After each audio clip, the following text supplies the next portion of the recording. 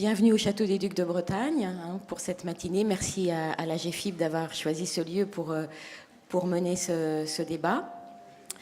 Alors, moi, je suis DRH au sein du Voyage à Nantes. Le Voyage à Nantes est la structure qui gère, en fait, notamment le Château des Ducs de Bretagne, mais aussi les machines, et qui est en charge de la politique touristique de Nantes Destination. Je voulais juste vous faire un petit retour d'expérience concernant le sujet de l'inclusion. Donc, le Voyage à Nantes, c'est une structure très récente. Nous avons été créés en 2011. Et en 2016, on a fait un constat qui était de se dire que malgré toutes les bonnes intentions dont on pouvait faire preuve, sur le sujet de l'inclusion, on ne parvenait pas à avoir des expériences de longue durée, des expériences qui tiennent dans la durée.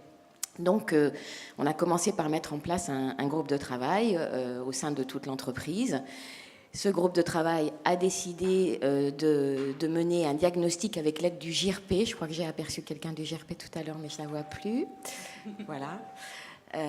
Et donc, un questionnaire a été adressé à chacun des salariés de l'entreprise. Ça nous a donné une image, une photographie bien précise de l'entreprise, et on a pu mettre en place un plan d'action autour de grandes thématiques.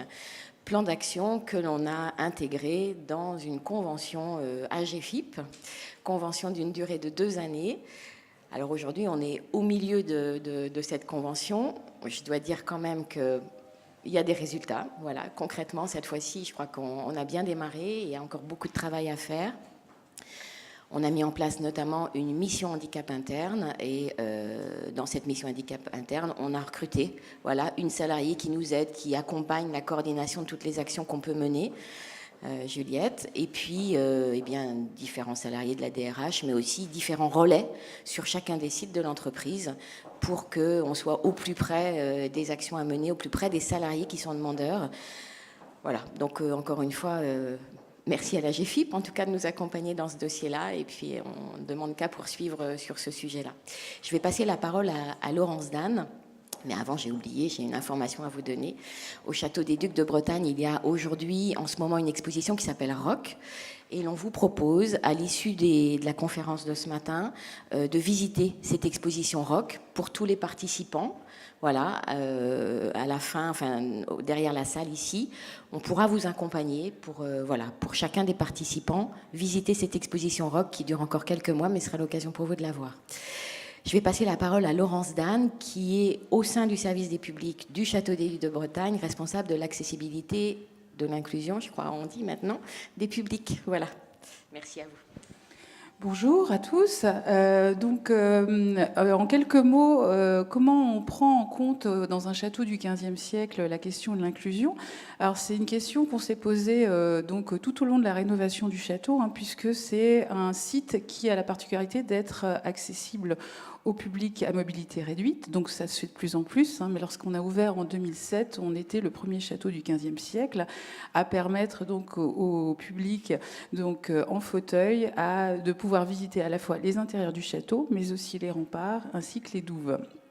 Donc là, on a travaillé à la fois sur la section de l'accessibilité physique, mais aussi sur des questions en fait liées à l'histoire et au sens. Et donc il y a effectivement tout un tas de dispositifs qui sont disponibles donc pour que le public, quel que soit son âge et le type de handicap, puisse visiter dans de bonnes conditions. Donc les salles à la fois du château, mais aussi les expositions temporaires. Donc on vous a proposé tout à l'heure de faire la visite de l'exposition Rock. Sachez que par exemple pour le public qui est sourd, il y a la possibilité en fait de découvrir les extraits musicaux grâce à un outil innovant. C'est un partenariat technique qu'on a fait avec une entreprise qui s'appelle Timpy. Et donc en fait il y a des subpacks, c'est des sortes de gilets qu'on met sur le dos et qui vont permettre en fait, si on ne peut pas entendre avec les oreilles, d'entendre d'une autre manière en fait les extraits musicaux de l'exposition. C'est-à-dire qu'à chaque projet en fait mené par le château, on va effectivement donc mettre en place une réflexion qui effectivement est portée par toutes les équipes du château pour effectivement permettre au maximum de public de pouvoir effectivement de découvrir dans les meilleures conditions qui soient, et aussi effectivement d'être dans cette notion d'inclusion. On estime aujourd'hui dans les musées, même si c'est très difficile d'avoir des données, qu'il y a 6 à 8% des personnes qui viennent en fait faire les visites qui ont en fait des difficultés. Alors souvent elles sont invisibles, et en fait il y a seulement 1,5% en fait qui va effectivement présenter un justificatif à l'accueil pour dire qu'il a un handicap. Donc effectivement, c'est aussi très intéressant, voilà, de travailler d'une autre manière et de se dire, voilà, comment effectivement on prend en compte, voilà, les enfants jusqu'aux personnes les plus âgées dans le cadre de la découverte d'un lieu comme celui-ci. Bonjour à tous. Merci, mesdames, pour votre accueil et vos présentations. Je suis du coup encore un peu plus fière et un peu plus honorée d'être accueillie à Nantes et d'être avec vous aujourd'hui si nombreux. Alors, donc, je représente Didier Sartier, le directeur général de l'AGFIP, qui n'a pas pu, qui a été obligé de rester sur Paris. Donc, moi, je suis Christelle Hamon, je suis la directrice de la communication. Alors, aujourd'hui, on m'a chargé d'ouvrir la 10e étape du conférence tour de l'AGFIP.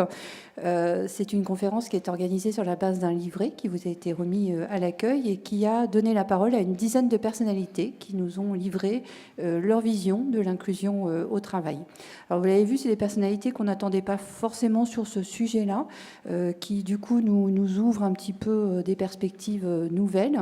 Et c'est du coup cette démarche qu'on duplique région après région pour chercher des nouvelles idées, débattre ensemble et voir comment finalement on peut inventer ensemble de nouvelles solutions pour construire un marché du travail qui soit inclusif et qui permette à tout à chacun de développer un projet professionnel et de s'insérer normalement dans notre société. Voilà. Donc, je vous remercie déjà à l'avance le plateau qui est magnifique. Je sais déjà qu'on va très bien passer un bon moment ensemble et repartir pas tout à fait comme on est venu. Et je vous remercie encore une fois d'être nombreux. Merci à l'animatrice qui est déjà toute prête et bien au fait du sujet. Et je laisse la parole à Claire, la déléguée régionale Pays de la Loire. Merci à tous.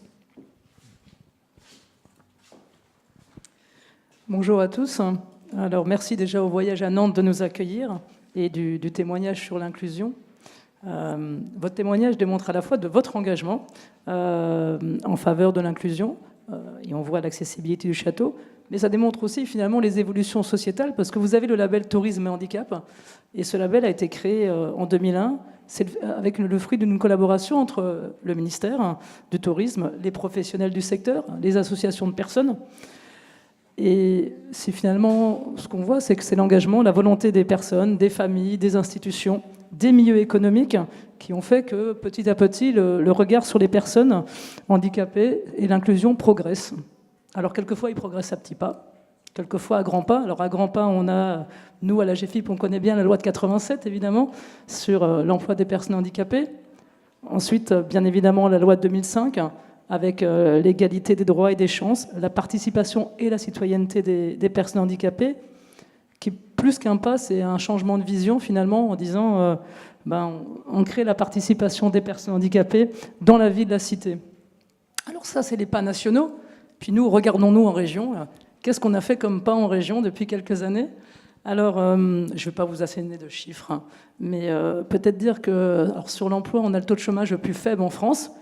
Et malgré tout, on a encore, nous, 30 000 personnes en situation de handicap qui sont demandeurs d'emploi dans la région, soit près d'un demandeur d'emploi sur 10. Donc voilà. Et puis, si on prend la vision économique des choses, on a 57% des entreprises nigériennes qui respectent leur obligation d'emploi des 6%, et 80% qui accueillent au moins une personne en situation de handicap. Donc on voit qu'on a des avancées. Et puis en même temps, encore du chemin à parcourir sur le sujet. Alors je voulais aussi dire qu'on dit souvent qu'on a une terre d'initiative dans l'Ouest, ici. Et c'est vrai que pour l'inclusion des personnes, il y a eu des avancées collectives significatives. Et je voulais en prendre une qui date de très longtemps et une assez récente. Alors celle qui date de plus de 20 ans maintenant, c'est celle sur la démarche inclusive dans l'apprentissage pour les jeunes en situation de handicap. Il y a donc 20 ans à peu près, la démarche a été lancée dans tous les CFA et dans toutes les entreprises, puisqu'ils sont accueillis en entreprise. Et c'est aujourd'hui plus de 820 apprentis en situation de handicap dans les CFA, ce qui fait 2,7%. C'est 3 fois le taux national. Et dans tous les métiers. C'est là qu'on voit que c'est possible, c'est dans tous les métiers. On voit bien dans toutes les filières d'activité. Et on a notamment une coordinatrice apprentissage dans la salle qui œuvre au quotidien pour ça. Voilà. Et je voulais aussi prendre une initiative assez récente, qui est un collectif d'associations qui a été fédéré dans l'association TCAP pour accueillir des jeunes en service civique, des jeunes handicapés en service civique.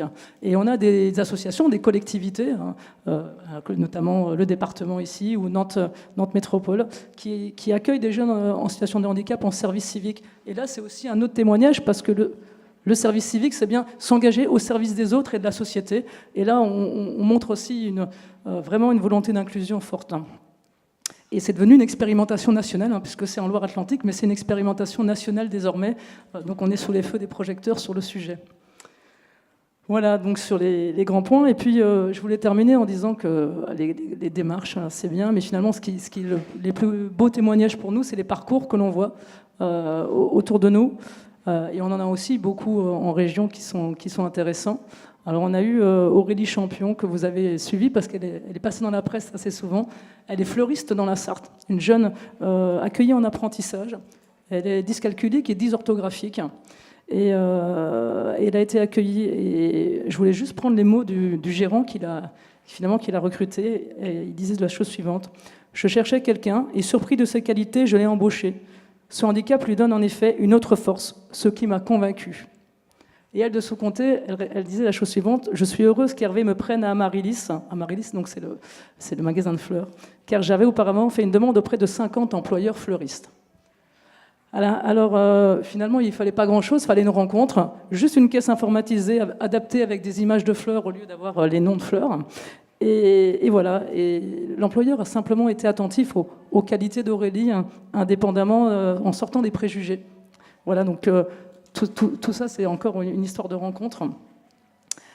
Et j'allais dire, aujourd'hui, les parcours et la vie des intervenants constituent des témoignages concrets aujourd'hui d'un dépassement de choses, de frontières, de barrières, de normes, d'un faire différemment, qui a été source d'innovation, de production nouvelle et singulière, et de richesse collective.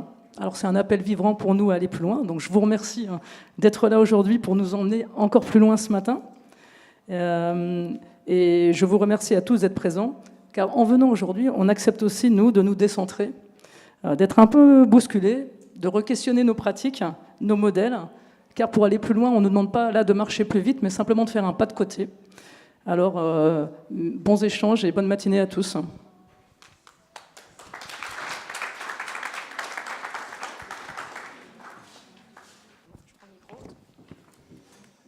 Merci au château de nous accueillir pour ce débat autour de l'inclusion. Merci surtout à la GFIP de l'avoir initié, ce débat, car concernant l'inclusion, notamment dans le monde du travail, les faits sont têtus, les chiffres ont été rappelés. Les entreprises françaises emploient un peu plus de 3% de travailleurs handicapés. On est bien en dessous des 6% qui sont prévus par la loi. Les personnes en situation de handicap, ça a été rappelé également, sont 2 fois plus au chômage que les autres actifs. Plus généralement, évidemment, effectivement, il y a des avancées, mais la France semble avoir un problème avec cette notion d'inclusion. C'est ce que dénonce par exemple la rapporteuse générale spéciale de l'ONU sur les droits des personnes handicapées dans un rapport qui a été rendu public il y a une quinzaine de jours.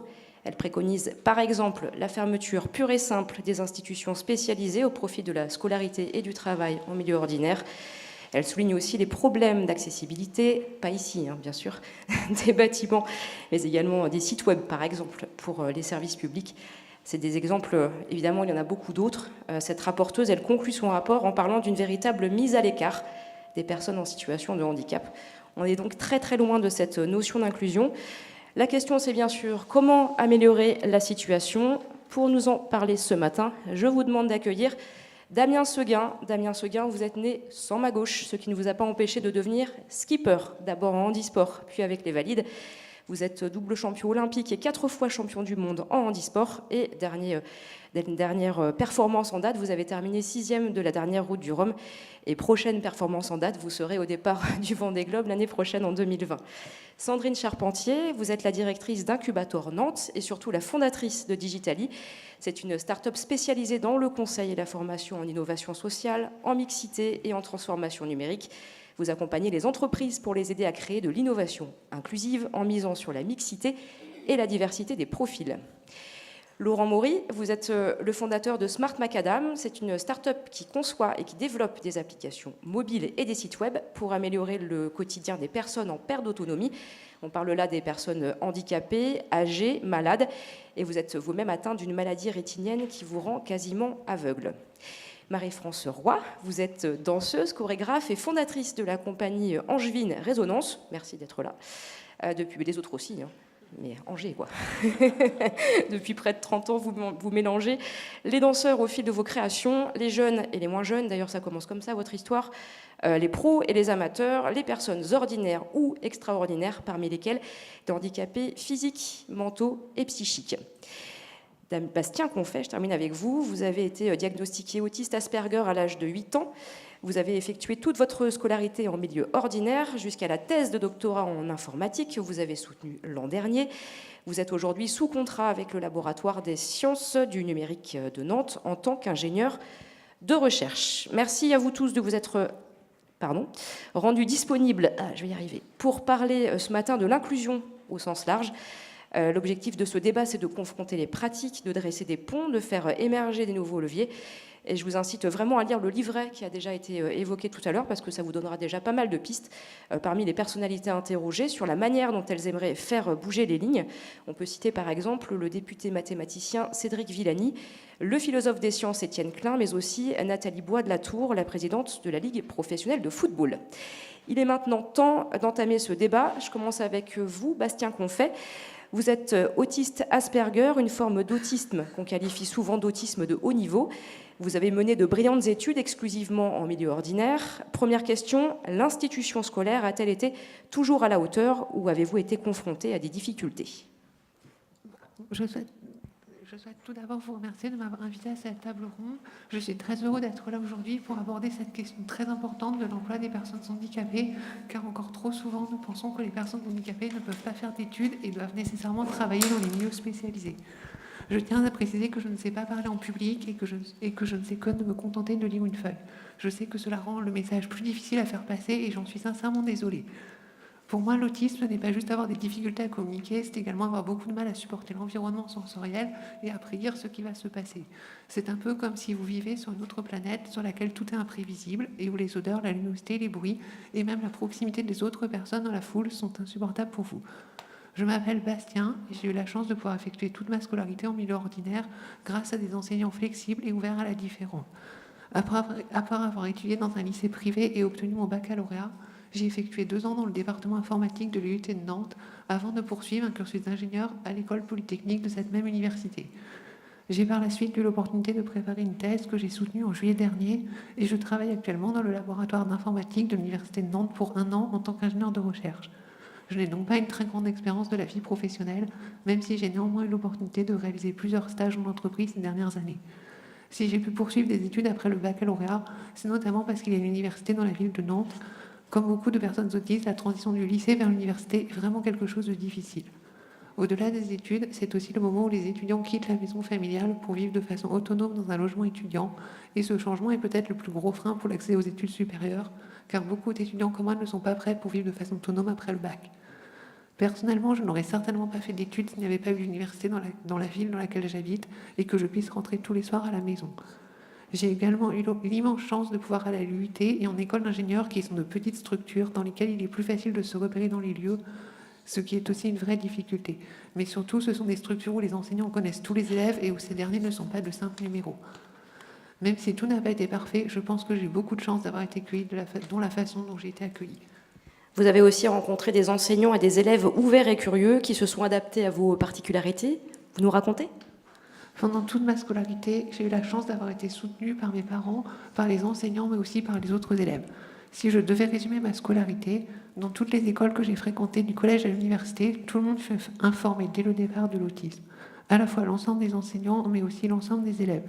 Cela pouvait mener à des situations étranges où les élèves m'adressaient la parole en prononçant mon nom alors que je ne les connaissais pas. Cependant, je n'ai jamais voulu être traitée différemment.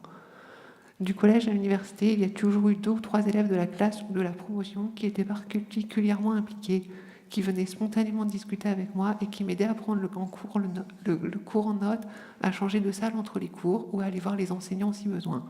Cela a vraiment bien fonctionné pour moi et je pense que pour ces élèves, cela leur a enseigné le sens des responsabilités, même si parfois je pense que je leur demandais beaucoup et que je me reposais un peu trop sur eux. Les enseignants, quant à eux, ont toujours été très tolérants et ouverts. Par exemple, ils veillaient à ce que je puisse m'installer toujours à la même place dans les salles de cours. Ils ne me demandaient pas d'aller au tableau devant tous les autres élèves car ils savaient que je ne serais pas capable de parler. Certains essayaient de me faire participer en venant par exemple lire les réponses dans mon cahier avant de répéter à haute voix à l'ensemble de la classe. Enfin, mes parents, et particulièrement ma maman, ont été également très impliqués. Ils étaient toujours là pour aller voir les enseignants et leur dire que quelque chose ne se passait pas comme prévu, que j'étais stressée par telle ou telle chose. Cela permettait aux enseignants de mieux comprendre pourquoi je pouvais agir de telle ou telle façon. De la même façon, les enseignants n'hésitaient pas à téléphoner à mes parents lorsqu'il se passait quelque chose à l'école. Par exemple, s'il y avait un changement de dernière minute.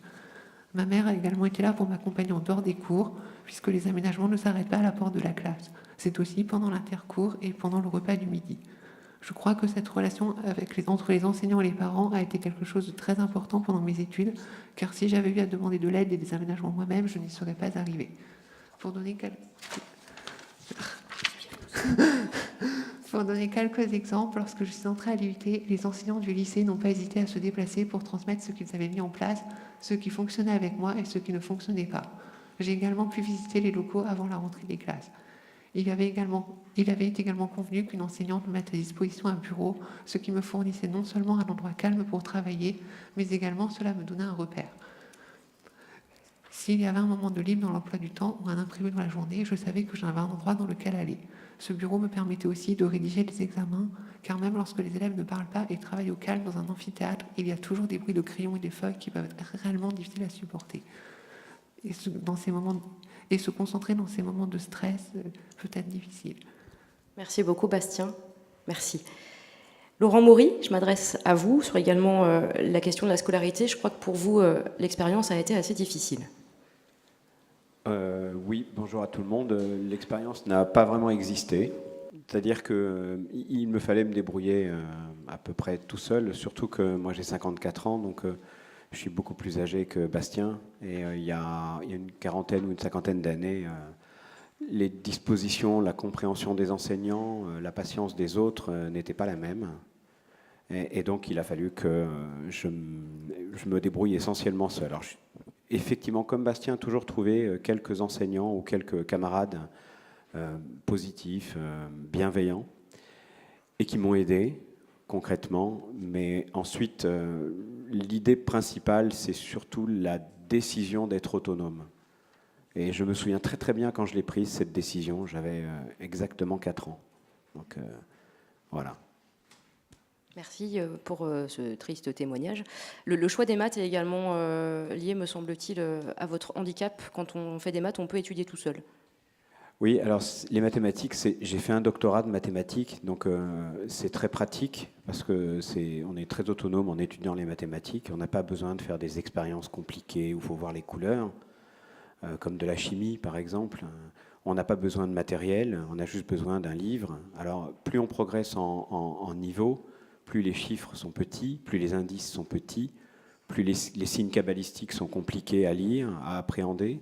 Mais on finit par se fabriquer une grammaire, comme une logique sémantique et une approche des mathématiques qui est peut-être plus poétique que celle des grands mathématiciens. Et en plus, moi, j'étudiais la topologie, c'est-à-dire la classification des êtres mathématiques en fonction de leurs propriétés invariantes dans les transformations géométriques et affines. J'ai eu du mal à le dire, ça. Donc les mathématiques, c'est extraordinaire parce que c'est à la fois une ouverture de l'esprit, en même temps c'est un peu un enfermement. J'étais mathématicien et joueur d'échecs, et donc j'ai vraiment apprécié mon passage au sein du quotidien Libération, où je dirigeais le web, parce qu'il y a beaucoup de gens qui jouent aux échecs chez Libé. Donc on a beaucoup joué aux échecs. Merci pour le scoop. Je rebondis, vous parliez à l'instant de bienveillance, vous aussi. Mais la bienveillance, vous la trouvez au niveau supérieur, au niveau universitaire, au niveau des petites classes, c'était vraiment très, très, très complexe. Oui, je voulais pas y aller, hein, j'y allais plus, parce que d'abord, ça servait pas à grand-chose, je ne voyais pas au tableau, la plupart des enseignants à cette époque n'étaient pas du tout formés sur ce que c'est qu'une personne quasiment aveugle. Donc là, je ne porte pas de lunettes, mais je ne vous vois pas. J'ai une acuité ici qui est à 0 et ici qui est à 1/70e à peu près. Je n'ai pas de couleur, je suis ce qu'on appelle achromatopsique congénital. Je n'ai pas de relief et je n'ai pas de vision stéréoscopique. Donc je suis a priori incapable de sortir d'une pièce comme celle-ci ou de me déplacer. Et pourtant, j'ai décidé à 4 ans que c'était pas possible et que j'allais pas subir ce que ma sœur, qui avait 3 ans de plus, subissait au quotidien, c'est-à-dire une école spécialisée, des dispositifs complètement adaptés, et moi ça ne me convenait pas. Donc oui, la petite enfance est très dure, on m'appelait œil de lynx, j'ai vécu des années un peu compliquées. Avec les filles aussi, quand vous avez 13 ou 14 ans, c'est pas très simple. Mais tu me vois? Qu'est-ce que tu vois? Donc les questions sont parfois stupides, et on ne peut pas en vouloir aux gens, parce que moi-même étant handicapé, je ne sais pas comment me comporter avec un autre handicapé, je ne comprends pas son handicap. Je peux faire preuve d'empathie, mais c'est tout. Alors, je fais déjà preuve d'empathie, enfin du moins je travaille mon empathie. Mais c'est vrai qu'une personne sourde ou une personne qui a un autre handicap que le mien peut vite m'énerver si je n'y prête pas garde. En plus, je ne suis pas particulièrement patient. Donc, il paraît que c'est un trait commun chez les mathématiciens. Donc, Merci beaucoup, Laurent. Laurent Maury, Bastien Confet, à travers vos témoignages, on sent le poids de l'institution. Ici, c'est l'institution scolaire et à quel point la lumière et les solutions peuvent parfois venir de quelques personnes, de bonne volonté, des individualités. C'est un peu ce qui vous est arrivé également à vous, Damien Seguin. Là, pour le coup, la scolarité, c'était assez classique et s'est déroulée en milieu ordinaire. La première difficulté qui est liée à votre handicap, c'est quand vous voulez vous inscrire à la conduite accompagnée. Là, vous avez 16 ans. Ensuite, c'est quand vous voulez passer le concours de prof de PS. Là, vous êtes un peu plus âgé. Et aussi, et surtout, là, c'est un peu le coup de grâce, si j'ose dire, c'est quand la Fédération française de voile vous refuse de courir la solitaire du Figaro avec les valides. Oui, bonsoir à tous. Bonjour, pardon. Oui, c'est ça. C'est les lumières, je suis un peu trompé. Oui, vous parliez de la scolarité. Effectivement, j'ai eu une scolarité normale et heureusement, on ne met pas les enfants qui sont atteints de handicap léger comme le mien dans des centres spécialisés pour suivre une scolarité. Donc, j'ai suivi l'école petit, moyen et grand dans des collèges et lycées classiques. J'étais en Guadeloupe, c'était aussi une particularité, ce qui fait que à l'époque, c'était il y a quand même une trentaine d'années maintenant, il y avait peu de choses qui étaient faites pour le handicap loin de la métropole. Aujourd'hui, c'est des choses qui s'améliorent fort heureusement, mais en tout cas, voilà, la question s'est jamais posée sur ma scolarité en tout cas. Et effectivement, la première fois que j'ai été confronté brutalement à un petit peu la réalité de mon handicap, c'est quand j'ai voulu passer la conduite accompagnée.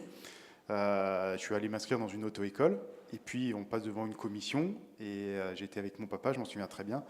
Et c'est la première fois qu'une personne, un examinateur en face de moi, m'a dit que je n'étais pas un gamin comme un autre et vu que j'étais pas comme les autres, je pourrais pas faire comme quelqu'un d'autre. Donc voilà, j'ai été refusé sur la conduite accompagnée parce que à l'époque en Guadeloupe il n'y avait pas de voiture automatique, en tout cas il n'y avait rien de prévu pour ces cas comme le mien. Et voilà, ça a été un vrai choc. Alors avec du recul, on peut dire que c'est extrêmement normal. Je ne peux pas conduire une voiture classique, mais en tout cas, j'étais absolument pas préparé à ça, et je pense que mes parents non plus.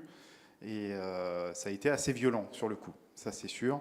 Et j'ai dû patienter quelques années avant de trouver les moyens d'avoir une voiture automatique pour pouvoir passer un permis et pouvoir faire comme tous les autres, pouvoir rouler sur la route tout simplement, quoi. Donc ça a été compliqué. C'est comme je disais, c'est la première fois que je prenais un petit peu en pleine face cette différence et qu'on me signifiait assez clairement que je pouvais pas faire comme les autres. Ensuite, les études supérieures. Vous souhaitez devenir prof de sport et là c'est pareil. C'est presque ubuesque en fait la manière dont on se rend compte que ça va être compliqué en fait. Oui, comme je disais, j'ai eu une scolarité extrêmement normale. Donc après mon bac, J'ai été à la fac. Au début, j'avais fait des études de biologie, et en même temps que le sport de haut niveau, c'était assez compliqué en fait de conjuguer les deux choses. Et je me suis rabattu sur des études de PS à la faculté. Et au bout du cursus, il y avait notamment la possibilité de passer le CAPES pour devenir professeur de PS. Donc j'ai fait toute ma formation, c'était à Rennes exactement. Et l'année après la licence, où on s'inscrit au concours, on remplit forcément un dossier de candidature, et il doit y avoir un endroit où on doit causer une case si on est handicapé ou pas. Et donc je coche la case. Et en fait, du coup, il y a un cycle qui s'est mis en route autour de moi qui a été un petit peu compliqué. C'est que là, d'un coup, l'administration s'est rendu compte que j'étais handicapé. Et alors là, c'est devenu quelque chose d'impossible pour eux. Complètement impossible. Ils se sont dit, mais comment une personne handicapée peut être professeur de PS en plus, enseigner en toute sécurité, etc. Donc quelques mois, voire quelques semaines avant le concours, c'était branle-bas de combat. J'ai été convoqué à Paris devant une assemblée avec des médecins et tout ça, pour dire, est-ce que nous, administration, on est capable d'accueillir une personne en situation de handicap pour passer le concours. Donc c'était assez stressant. Et je me souviens très bien de ce moment où je rentre dans une salle et il doit y avoir une quinzaine de personnes en face de moi, assises derrière une table. Et en fait, j'ai expliqué les choses très simplement. J'ai dit, mais vous savez, moi, je ne demande rien. Je demande simplement à passer le concours comme n'importe qui d'autre. Je ne demande pas d'aménagement, je ne demande pas de ne pas passer certaines épreuves physiques au profit d'autres, etc. Et j'ai dit, laissez-moi passer. J'ai demandé, en fait, de me laisser passer le concours comme n'importe qui d'autre. Et puis, je leur ai dit, à la fin, vous verrez bien et vous jugerez si je suis capable ou non d'enseigner face à des élèves. Mais surtout, ne m'empêchez pas de passer le concours. Et ils ont eu l'intelligence de dire oui à cette proposition. J'ai passé le concours, je l'ai eu et je suis devenu enseignant sans plus aucun problème. Mais voilà, j'avais été le premier dans ce cas-là, en tout cas sur la filière EPS et sportive. Et ça a été une montagne pour eux à dépasser à ce moment-là. Ouais. Il y a une autre belle montagne, c'est la solitaire du Figaro. Est-ce que brièvement, vous pouvez nous rappeler un petit peu ce qui s'est passé en 2005 ? On est quelques années plus tard, en 2005. Donc, moi, j'avais eu donc, le concours de prof d'EPS 3 ans avant. Je sors des Jeux paralympiques de 2004 avec une médaille d'or et je m'inscris à la solitaire du Figaro. Donc, la solitaire du Figaro, c'est une course au large qui a lieu tous les étés sur les côtes européennes, qui n'est pas une épreuve spécifique handi, qui est une épreuve vraiment ouverte à tout le monde. Et je décide de m'y inscrire. Alors, j'achète un bateau, je m'entraîne, etc. Et pareil, au moment de remplir le dossier d'inscription, je me doute bien que mon handicap va poser certaines questions sur les capacités à pouvoir faire les choses, etc. Donc, j'écris une belle lettre en expliquant, voilà... je commençais quand même à être un petit peu connu. Avec une médaille d'or, on est un petit peu connu quand même dans le petit milieu de la voile. Mais bon, je me fends d'une lettre avec mon dossier d'inscription et je ne reçois jamais de réponse. Donc, se passe 1 mois, 2 mois, 3 mois, je renvoie un courrier, j'essaye d'appeler. Personne ne me répond, personne ne veut me recevoir. Et puis, un beau jour, je reçois dans ma boîte aux lettres une lettre recommandée avec accusé de réception qui me signifie texto... que je ne serai pas inscrit sur cette épreuve parce que le comité de sélection a considéré que je n'étais pas capable de naviguer en bon marin. Voilà, noir sur blanc. Donc ça fait après, on rappelle, après une médaille d'or, JO, tout ça, quoi. Oui. Peut-être pas un bon marin. Mais on voit bien que du coup, il y a vraiment un vrai fossé entre ce qui se passe du côté paralympique et puis, je vais dire, le monde valide. Donc, il a fallu digérer un petit peu cette lettre. Ça, c'est évident. C'était un sacré coup au moral. Et puis, en fait, j'avais deux choix. Hein. Soit j'abandonnais et je me disais, non, c'est pas la peine de se battre contre des gens qui veulent même pas te recevoir pour pouvoir discuter de ces choses-là. Soit voilà, je continuais et puis j'essayais de rentrer en contact avec eux tout simplement et puis de les faire changer d'avis. Donc, vu que j'ai un caractère un peu combatif, c'est l'option que j'ai prise. Et là, ça a été 1 an de bataille et un peu de calvaire parce que j'ai mis le doigt sur quelque chose qui faisait assez mal. Moi, personnellement, je l'ai mal vécu. Je suis tombé malade, j'ai fait un zona. Enfin bon, ça a été compliqué parce que c'était énormément de choses qui remontaient d'un coup à la surface et qui m'ont complètement perturbé. Fort heureusement, il y a énormément de personnes qui se sont mobilisées autour de moi et pas des moindres. Hein. Il y a déjà eu ma famille, mes amis et puis des personnalités locales. Faut les citer, hein. Voilà, il y a eu... On l'a plus connu en tout cas. Bon, il y a eu Patrick Poivre d'Arvor, qui était à l'époque animateur du JT de TF1, qui a pris le sujet à bras-le-corps, qui en a parlé 2 ou 3 fois lors du JT. Le but, c'était d'essayer d'amener les personnes à discuter entre elles. Parce que moi, j'arrivais toujours pas à discuter avec les personnes qui m'avaient refusé. Donc c'était assez compliqué de pouvoir faire avancer le débat. Donc l'idée, c'était ça, c'était d'amener les gens à discuter. Il y a eu Jean-Marc Ayrault et plusieurs personnalités nantaises qui ont porté le débat jusqu'à l'Assemblée nationale. Donc ça prouve bien que ça a interrogé. En tout cas, les gens se servaient un petit peu de mon histoire pour essayer de lever certains freins et de comprendre ce qui pouvait bloquer dans une chaîne de décision. Donc, à force d'en parler, en fait, on a réussi à mettre tous les gens autour d'une table. J'ai réussi, moi, à comprendre pourquoi j'avais été refusé à l'époque sur cette course-là. C'était simplement qu'à l'époque, les critères de sélection étaient un petit peu flous et en fait, on pouvait refuser une personne sur une course un petit peu à la tête du client. Bon, j'avais une mauvaise tête, j'étais un mauvais client, j'ai été refusé.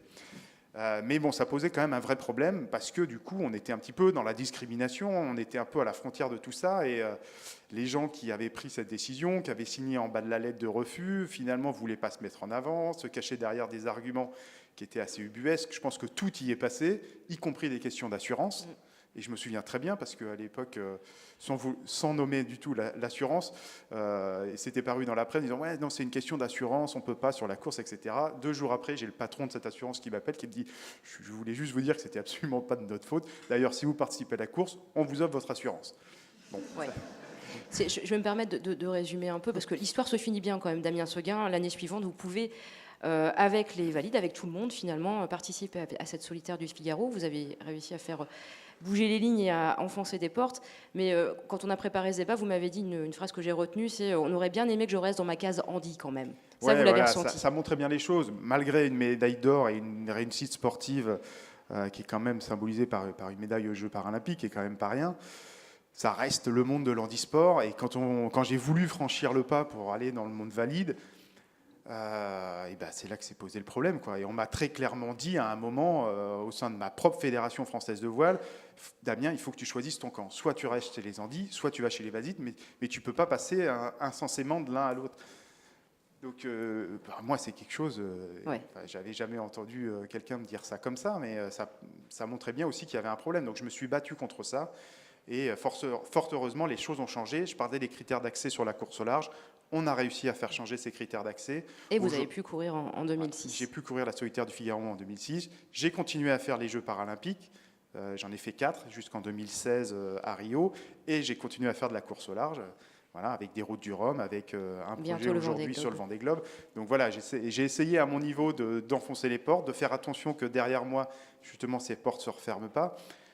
Et puis d'essayer de jouer un petit peu aussi sur la médiatisation de mon sport pour prouver que c'était possible et au moins éviter à des personnes qui avaient peut-être moins l'envie de se battre que moi, que c'était possible et que voilà, si moi j'y arrivais, eux aussi pouvaient le faire, quoi. Merci Damien. Belle porte enfoncée dans le milieu du sport, dans le milieu de la culture aussi. C'est pas très évident, je crois, Marie-France Roy. Particulièrement dans le milieu de la danse, c'est un secteur où on ne se fait pas de cadeaux, ça c'est ce que vous m'avez dit et que j'ai retenu également dans la préparation du débat. Je crois que vous me disiez que personne clairement ne veut des personnes handicapées dans les compagnies de danse traditionnelles.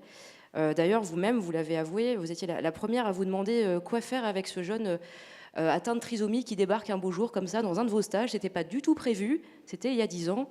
Pouvez-nous raconter ? Oui, bonjour à tous. Oui, c'était en 2008, donc un petit peu plus de 10 ans. Oui, un jour, Simon, porteur de trisomie, débarque dans un week-end chorégraphique où j'attendais des danseurs dits, entre guillemets, normaux. Et quand Simon est rentré, je me suis dit, mais oulala, ça va être compliqué. Et en fait, au résultat, eh bien, ça a été une vraie rencontre. Une vraie rencontre parce que j'ai trouvé chez Simon, voilà, qui est tout simplement porteur de trisomie, une autre écoute, une autre gestuelle, une autre singularité, une autre fragilité, comme nous on en a tous, et que cette fragilité, pour moi, elle est source d'un potentiel créatif, comme tout est à chacun. Voilà.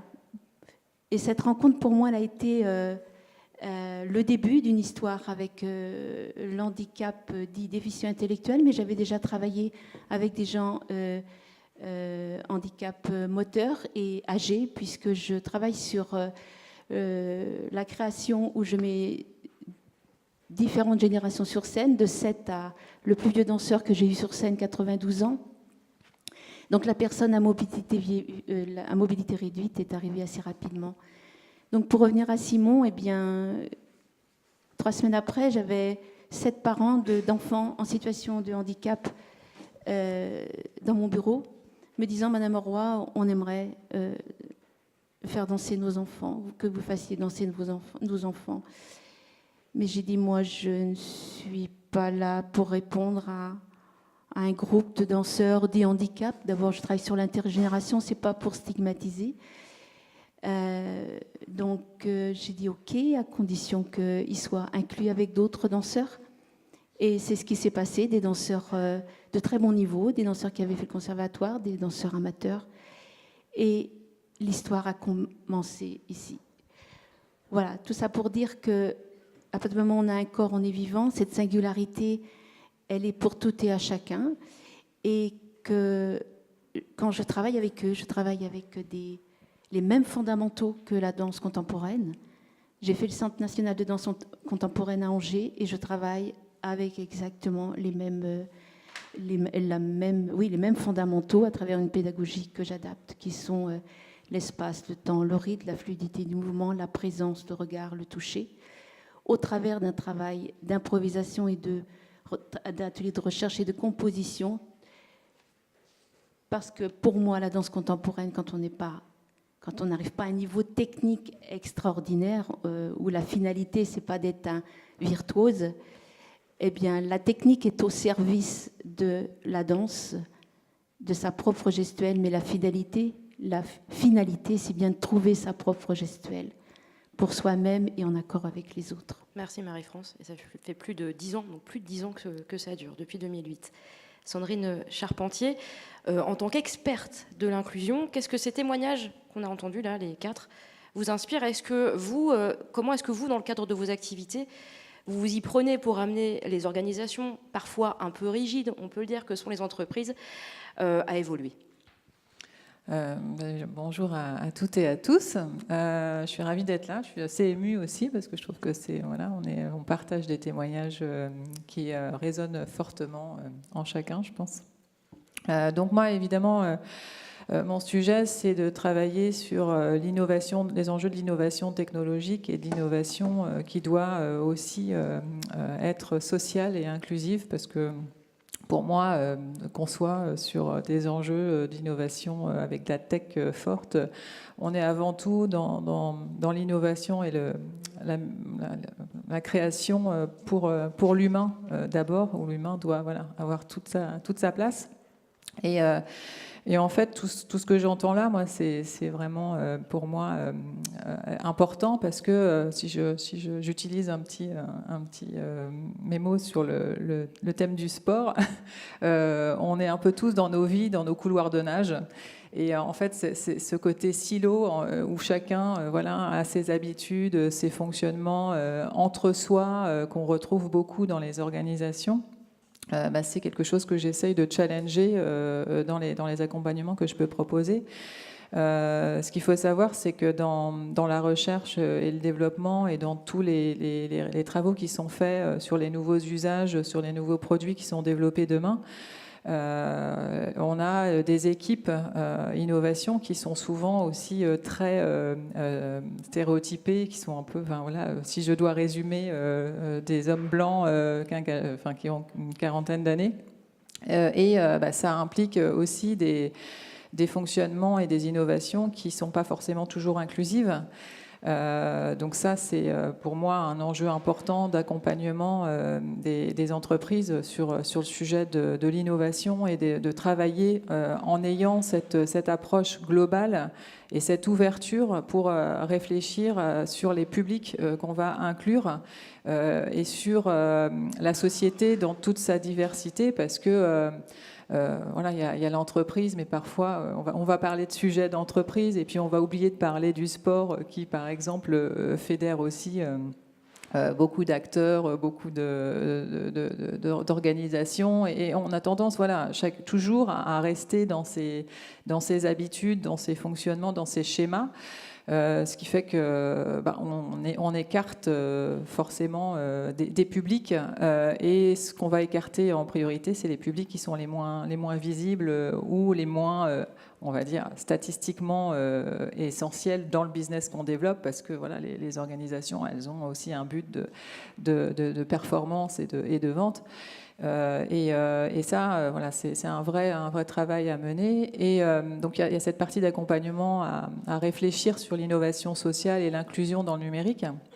Et puis il y a aussi un deuxième aspect qui est d'encourager aussi les personnes, enfin tout type de personnes, quelles que soient ces différences, ces attributs de différence qui peuvent être des attributs visibles ou invisibles, parce que voilà, comme on le disait tout à l'heure, il y a des personnes qui sont en situation de handicap et ça se voit.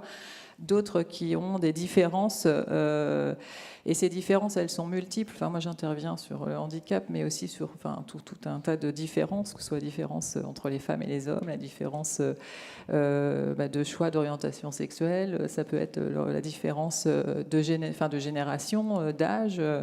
Voilà, donc on a tous ces différences qui sont une vraie richesse, notamment dans l'innovation, parce que on cherche dans l'innovation de la créativité, de l'agilité, de la performance, et cette performance, elle est vraiment forte. Plus il y a des différences et des gens avec des compétences variées. De manière... Pardon, excusez-moi.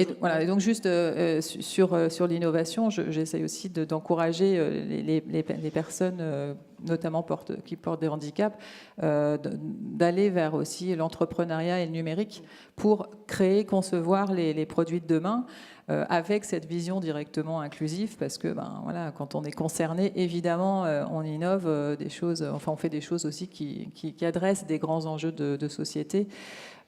Comme le fait Laurent sur Smart Macadam. C'est gentil de me faire la transition, en fait. Merci beaucoup. On gagne du temps comme ça, c'est formidable. Merci Sandrine. On reviendra justement sur ces nouvelles méthodes qui peuvent permettre d'inclure davantage méthodes de management, etc. Laurent Maury, donc, avant de créer votre start-up Smart Macadam, vous avez connu de multiples expériences, notamment en entreprise. Ça s'est passé comment? Après l'école, on aborde maintenant le monde du travail. Ça s'est passé comment, votre arrivée dans le monde du travail? Je pensais que l'école, c'était hardcore. Non. Finalement, le monde du travail est bien plus créatif dans l'horreur. En gros, la solution que j'ai adoptée, elle est très simple, elle est de faire comme si j'étais pas du tout malvoyant. Évidemment, ça nécessite tout de même un certain nombre d'explications, ça, parce que je le suis. Donc, il y a des choses que je ne peux pas faire. Alors, là, vous voyez, je suis dans une posture complètement normale. Sur la table qui est devant moi, je sais qu'il y a 2 verres d'eau, 2 bouteilles d'eau, parce que je sais que ça a été bien fait par l'organisation. Donc si je veux fonctionner à ma manière, je vais m'approcher de la table et je vais cartographier le lieu et je vais attraper une bouteille d'eau et un verre. Ça, là tout de suite, je mets autrui, dans le cadre d'une relation sociale, donc un échange synalagmatique, dans une position difficile, dans une position d'être obligé de reconnaître mon handicap et de se positionner par rapport à ce handicap. Donc je vais vous montrer maintenant comment je fais en entreprise. Voilà, vous voyez, là, je donne l'impression que je vois très clair, à tel point qu'on m'a traité d'usurpateur un certain nombre de fois. Il n'y a pas très longtemps, d'ailleurs, à la CCI du Morbihan, où j'ai fait ne pas les citer. Une petite présentation. On les salue.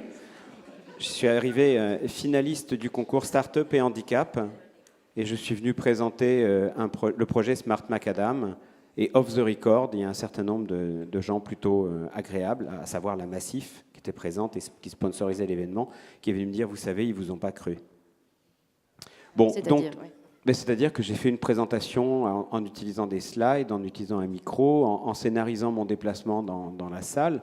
Et donc le travail que j'ai fabriqué dans ma vie, à force d'occuper des postes à responsabilité et d'être obligé de parler et de communiquer, le travail qui consiste à ne pas gêner autrui par mon handicap, a finalement été gêné dans l'établissement de la relation sociale que j'essayais de créer avec eux. Là, c'est le serpent qui se mord la queue, quoi. C'est exactement ça. C'est-à-dire qu'en gros, vous êtes puni quoi que vous fassiez. Donc, voilà. Donc je suis puni. Donc je suis navré d'être puni, mais je suis puni. Alors je suis puni à table quand je reçois un convive, je mange ce qu'il mange. Parce que les cartes au restaurant sont extrêmement créatives, avec des fonds, avec etc. Écrits en petit, avec des typos qui sont moches, ou vous savez, les typos qui sont à la main, les espèces de typos cursives, illisibles pour les voyants. Alors, vous imaginez. Ou alors c'est les ardoises absolument mal écrites, à la craie, illisibles. Bon, voilà. Donc de toute façon, quoi qu'il arrive, je ne peux pas les lire. Donc je fais semblant de prendre la carte, toujours dans ce même réflexe, on va dire ce même schème qui me permet de me préserver, mais surtout de préserver autrui. Donc je fais croire que je lis. Oh, je vais prendre quoi aujourd'hui? Vous prenez quoi, vous?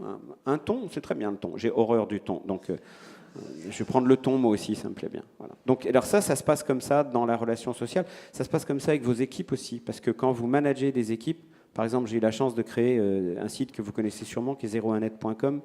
J'ai créé aussi télécharger.com. Alors je les ai jamais vus, ces sites, mais je les ai conçus intellectuellement, et puis j'ai demandé à mes équipes de les fabriquer, et j'en ai fabriqué une partie d'ailleurs.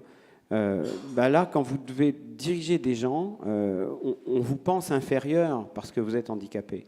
Donc vous avez forcément un petit ticket quelque part qui dit, lui, de toute façon, ça ne peut pas être un candidat sérieux, surtout chez Vivendi, vous imaginez. Alors là, donc voilà, donc il s'agit de s'organiser en permanence, c'est un effort permanent. Alors finalement, ça ne devient plus tellement un effort parce que vous le faites tellement de manière récurrente que c'est quasiment une disposition naturelle qui s'établit entre vous et le reste du monde. L'aura du patron, c'est ce qu'on s'est dit quand on a préparé le débat, ça aide pas un petit peu quand même.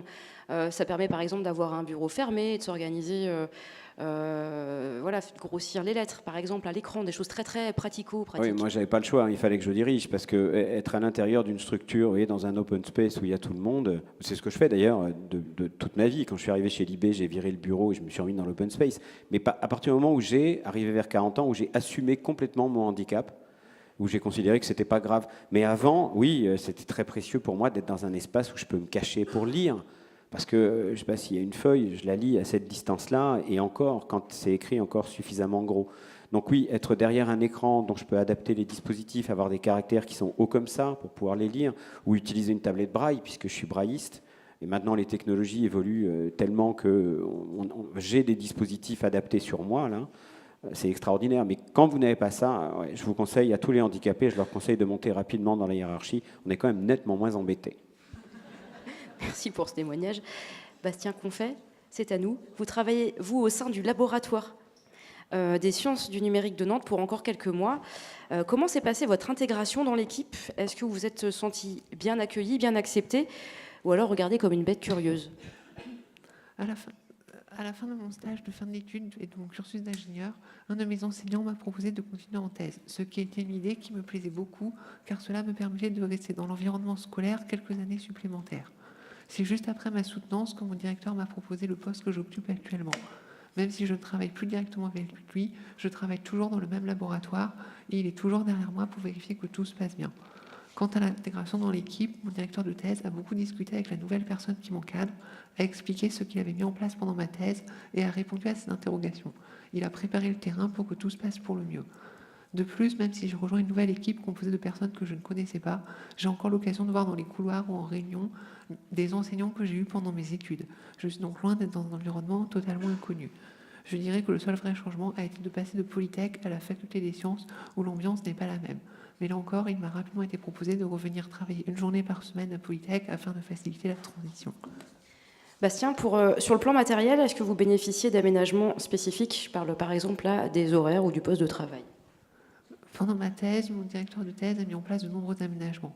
Il a non seulement été présenté les articles que j'écrivais, mais a aussi aménagé ma soutenance pour que je n'ai qu'à lire mon texte.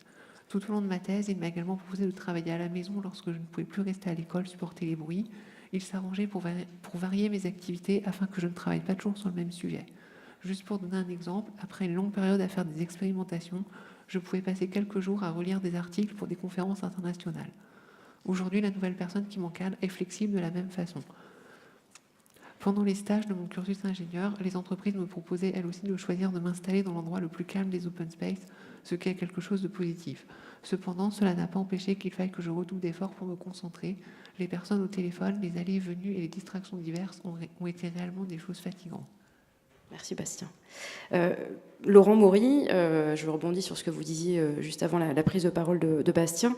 C'est déjà ce que vous avez commencé à dire. Quand on n'a pas la chance ou qu'on n'a pas envie que les autres s'adaptent à vous, voilà, vous le disiez, la seule solution, c'est forcément la création d'entreprise. On n'a pas le choix.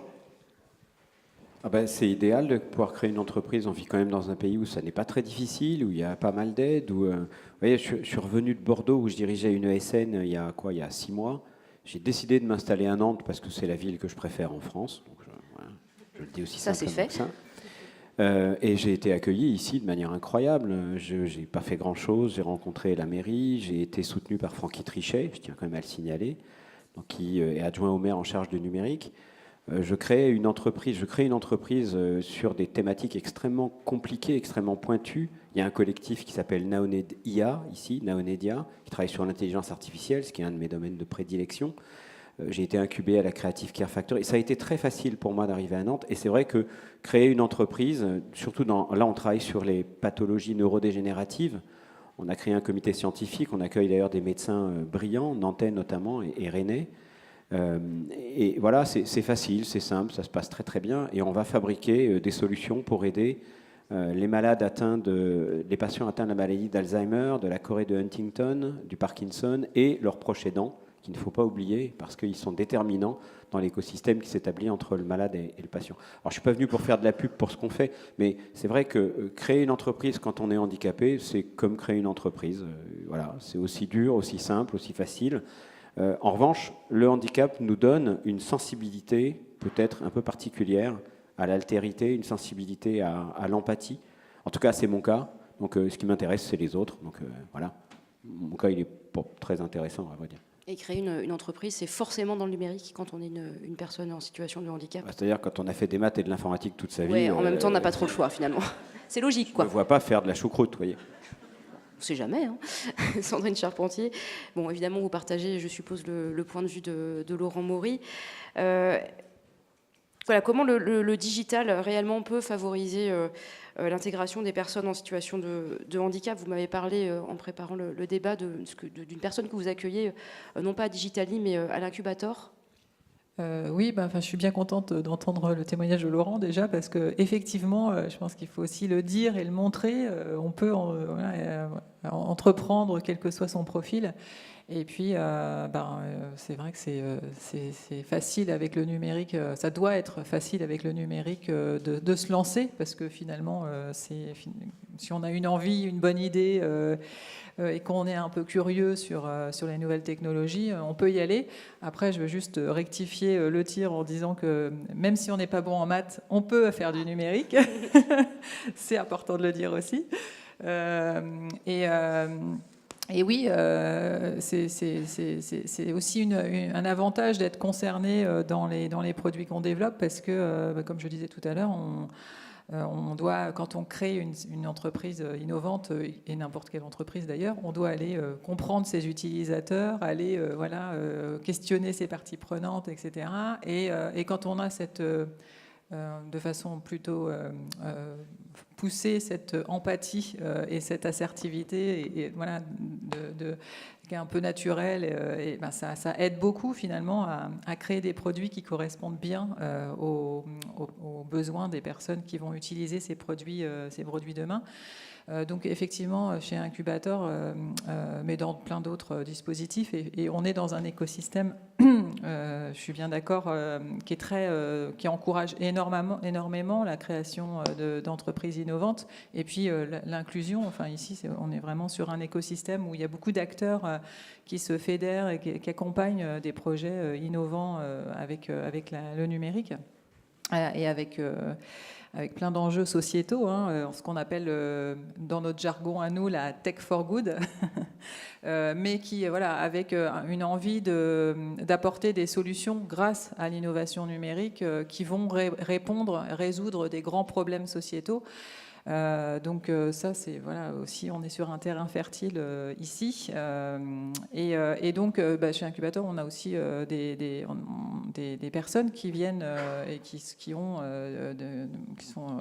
dans des porteuses de handicap, je crois, qui est en fauteuil roulant, c'est ça? Donc, notamment Jean-Marie Marquet, qu'on a accompagné, qui a créé une start-up qui s'appelle Willcap, qui a pour but de référencer, d'identifier des lieux, des structures de loisirs et d'hébergement qui sont compatibles, adaptés pour les personnes à mobilité réduite, parce que c'est vrai que une personne à mobilité réduite, c'est pas une personne lambda avec un même handicap. En fait, il peut y avoir des personnes qui sont en fauteuil, mais qui ont, qui sont plutôt paralysées du côté gauche, par exemple. Et quand elles regardent, qu'elles cherchent des endroits pour partir en vacances, c'est compliqué parce qu'elles ont aussi pas forcément la garantie qu'elles vont passer un bon séjour et que le lieu d'accueil va être adapté à leur handicap propre, en fait. Et ça, c'est aussi, lui, en le vivant, il a eu envie d'aller résoudre ce problème. Donc voilà, donc on a aussi dans cette structure finalement dédiée à l'innovation, avec des profils très différents, pu nous-mêmes s'interroger, pour ceux qui ont d'autres projets de start-up innovantes, sur tous ces sujets de comment j'intègre tous les publics, parce qu'on était ensemble. En fait, moi, je crois beaucoup au fait de collaborer ensemble, de faire ensemble pour se rendre compte et intégrer aussi les choses différemment, parce qu'on se connaît et finalement on arrive mieux à collaborer. Et on a moins peur de l'inconnu aussi et de l'autre quand il est différent, parce qu'on fait ensemble. Donc tout ça, c'est hyper important d'avoir des publics complètement différents et toutes sortes de personnes qui viennent innover dans des incubateurs ou des structures d'accompagnement. Et pour montrer que c'est possible, vous aimez bien utiliser cette technique qui fonctionne plutôt pas mal, celle du rôle modèle, que vous utilisez beaucoup pour les femmes, parce que votre sujet principal, quand même, il faut le dire, c'est l'inclusion des femmes dans le secteur du numérique, elle reste très très minoritaire.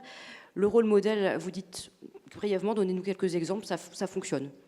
Oui, en fait, finalement, moi, il y a un constat qui est très simple, en fait, c'est qu'on ne peut pas être ce qu'on ne voit pas. Donc, si on rend visible des personnes, des minorités, alors les femmes, dans certains domaines, même si elles représentent 52% de la population, elles peuvent être aussi parfois des minorités quand on va dans les hauts postes, dans les instances de gouvernance des organisations, parfois même dans le sport, aussi dans l'innovation, parce que finalement, il n'y a que 10% de filles dans les écoles d'ingénieurs, dans les écoles de métiers qui forment au développement informatique.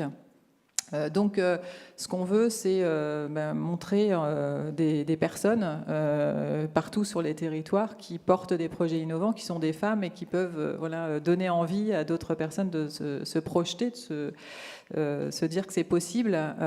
Et c'est vrai que le rôle modèle, montrer les personnes, montrer leur parcours, un peu comme là, on témoigne, chacun témoigne de son parcours. On montre que c'est possible. C'est possible, évidemment, c'est pas simple. Rien n'est simple, on le sait tous. Et voilà, il y a des choses à construire pour améliorer la façon dont on vit ensemble. Mais voilà, si on montre des personnes qui réussissent, moi je me dis toujours que finalement c'est pas forcément les gens les plus intelligents ou les gens les plus forts qui réussissent, c'est les gens qui ne lâchent pas, qui ont envie d'avancer. Et qui essayent. Et bon, là, on a parfaitement les illustrations aujourd'hui, et c'est important de le montrer, en fait, parce que d'autres ont envie de se dire que c'est possible. Merci Sandrine, ça tombe très bien. Vous appelez ça plutôt le récit d'expérience d'Amiens Seguin. C'est quelque chose dont vous avez l'habitude, notamment à la demande de certains de vos sponsors. Vous êtes parfois invité dans les entreprises et vous racontez votre parcours, et parfois il y a des impacts. Vous dites auprès des salariés. Oui, en fait, c'est un peu... je raconte un petit peu mon parcours, comment j'en suis arrivé là, et les embûches que j'ai eues. Et ce qui est sûr, c'est que ma réflexion, elle est de dire, si ça m'est arrivé à moi, c'est que ça arrive forcément à d'autres personnes. Après, c'est une question de caractère aussi. Moi, j'avais choisi de me battre à ce moment-là pour faire un peu valoir mes droits et surtout pour continuer à faire ce que j'avais envie de faire, qui était quand même très important. Et je comprends complètement que ce ne soit pas le caractère de tout le monde de se battre de cette manière-là, surtout que ça avait été assez violent. Donc le fait de pouvoir le dire, raconter ce que j'ai fait et continuer surtout à mon parcours sportif jusqu'au bout, ça a forcément un impact sur les autres. C'est une façon de rendre un petit peu visible ce combat-là, cette volonté vraiment d'intégration, de se mettre au niveau des autres. Parce que moi, dans toute ma carrière, qu'elle soit sportive ou qu'elle soit professionnelle, à aucun moment j'ai mis mes ambitions en face de mon handicap. J'ai plutôt mis mes ambitions d'abord, et ensuite comment je vais pouvoir upgrader mon parcours, m'upgrader moi-même, mon handicap compris, pour atteindre ces objectifs-là. Donc c'est le prendre de cette manière-là, en fait, ça permet d'un peu se surpasser et tout ça. Donc c'est sûr que mon parcours sportif, il porte certaines valeurs, et la réflexion autour de tout ça, c'était aussi de se dire, en tant que sportif de haut niveau aussi, on a un devoir d'image, on est aussi une certaine vitrine de notre sport, mais pas uniquement. Et voilà, j'ai essayé de profiter un petit peu de tous les atouts que j'avais devant moi pour essayer de porter un message, que ce soit dans l'entreprise, que ce soit au niveau associatif aussi, et de faire en sorte que les gens se rendent compte que c'est possible, qu'on peut faire bouger les choses, et puis que c'est pas parce qu'on a un handicap qu'on abandonne ses rêves, tout simplement. Voilà, moi, gamin, j'avais des rêves. Quand je regardais la télévision, les Jeux Olympiques, je rêvais d'une médaille d'or. J'ai rêvé de faire de la voile et de faire de la course au large un petit peu plus grand. Et je me suis donné les moyens d'y arriver. Et si je m'étais simplement dit, avec ton handicap, tu n'y arriveras pas, je n'y serais jamais allé, tout simplement. Donc ces messages, vous allez les porter, alors vous m'avez dit chez Airbus, je crois, chez Enedis. Et après, quand les RH vous rappellent, ils vous disent, il s'est passé un truc chez nous. Il y a des personnes dont on ne savait pas qu'elles étaient handicapées, elles ont entamé les démarches pour se faire reconnaître. Oui, il y a Yves-Olivier Lenormand qui est dans la salle, il pourra en témoigner aussi, il était DRH chez Airbus. C'est vrai que j'ai fait quelques interventions chez eux avec différentes thématiques. Alors, bien sûr, quand je m'exprime face à un public, je n'ai pas la vocation de faire des champions olympiques à tous les coins de rue, ce n'est pas le but. Mais c'est de questionner sur le handicap, c'est déjà de faire prendre conscience aux gens que le handicap, finalement, il est partout. Il est quasiment en chacun de nous. Et la société, certes, cloisonne un petit peu les choses, parce que soit on est handi, soit on ne l'est pas, soit on rentre dans une case, ou soit on rentre dans une autre. Mais finalement, le problème, il n'est pas là. Il est simplement d'essayer de bien vivre tous ensemble. Et je pense qu'un employé dans une entreprise... tous la chance d'être patron, malheureusement. Mais voilà, il faut aussi bien le vivre dans une équipe, au sein d'un collectif. Et ça commence déjà par faire reconnaître son handicap. Et je me suis rendu compte que c'était un vrai frein, une vraie barrière au sein de l'entreprise, parce qu'il y a des histoires de quotas, parce qu'on est stigmatisé, etc. Donc moi, je vois les choses d'une manière différente que simplement des chiffres sur un papier. Et donc, moi, déjà, rien que le fait de reconnaître d'être handicapé, c'est déjà un pas sur l'acceptation. Et c'est déjà un pas pour se faire accepter des autres aussi. Donc moi, je le vois plutôt de côté positif, et c'est ça que j'essaye de véhiculer. Merci Damien. Marie-France Roy, vous aussi, vous avez des retours à l'issue de certaines de vos créations, notamment quand elles mélangent des personnels soignants et des personnes soignées. Je vous écoute. Tout à fait. Je réponds à des demandes de projets chorégraphiques. Il y a 15 jours, j'étais à Vertou, dans un foyer de vie. Et je suis en pleine création. Je vais mettre sur scène 14 personnes, dont 8 résidents déficients intellectuels et 4 soignants professionnels. Ils seront tous danseurs avant d'être soignants et handicapés. Ce que je voudrais dire aujourd'hui en écoutant tous ces personnes qui ont monté des super projets, moi je suis assez époustouflée. Moi, en réfléchissant de la façon dont je travaille avec le handicap, concrètement, une personne en fauteuil roulant ou une personne déficiente intellectuelle ne fera jamais des grands pliés, des grands sauts, des pirouettes, comme on peut voir quand on assiste à un ballet classique ou autre. Et ce que j'ai envie de dire, c'est que, moi, ce que m'ont appris les personnes en situation de handicap danseurs, c'est l'opposé de la productivité, c'est l'opposé de la virtuosité. Et que ces danseurs vont apporter une gestuelle qui va pas être nourrie d'une technique, mais qui va nous apporter autre chose qui est beaucoup moins présent aujourd'hui dans notre vie, puisqu'on court toujours après une forme de productivité, de résultat. Et dans la culture, en tout cas dans la danse, dans le domaine artistique, il n'y a pas cette option de résultat. Il y a simplement d'être créatif et d'apporter sa propre originalité et de la mettre en scène. Et moi, en travaillant avec l'handicap, j'ai reçu ça d'eux, en tout cas, une force et une dimension créative invisible que nous n'avons pas,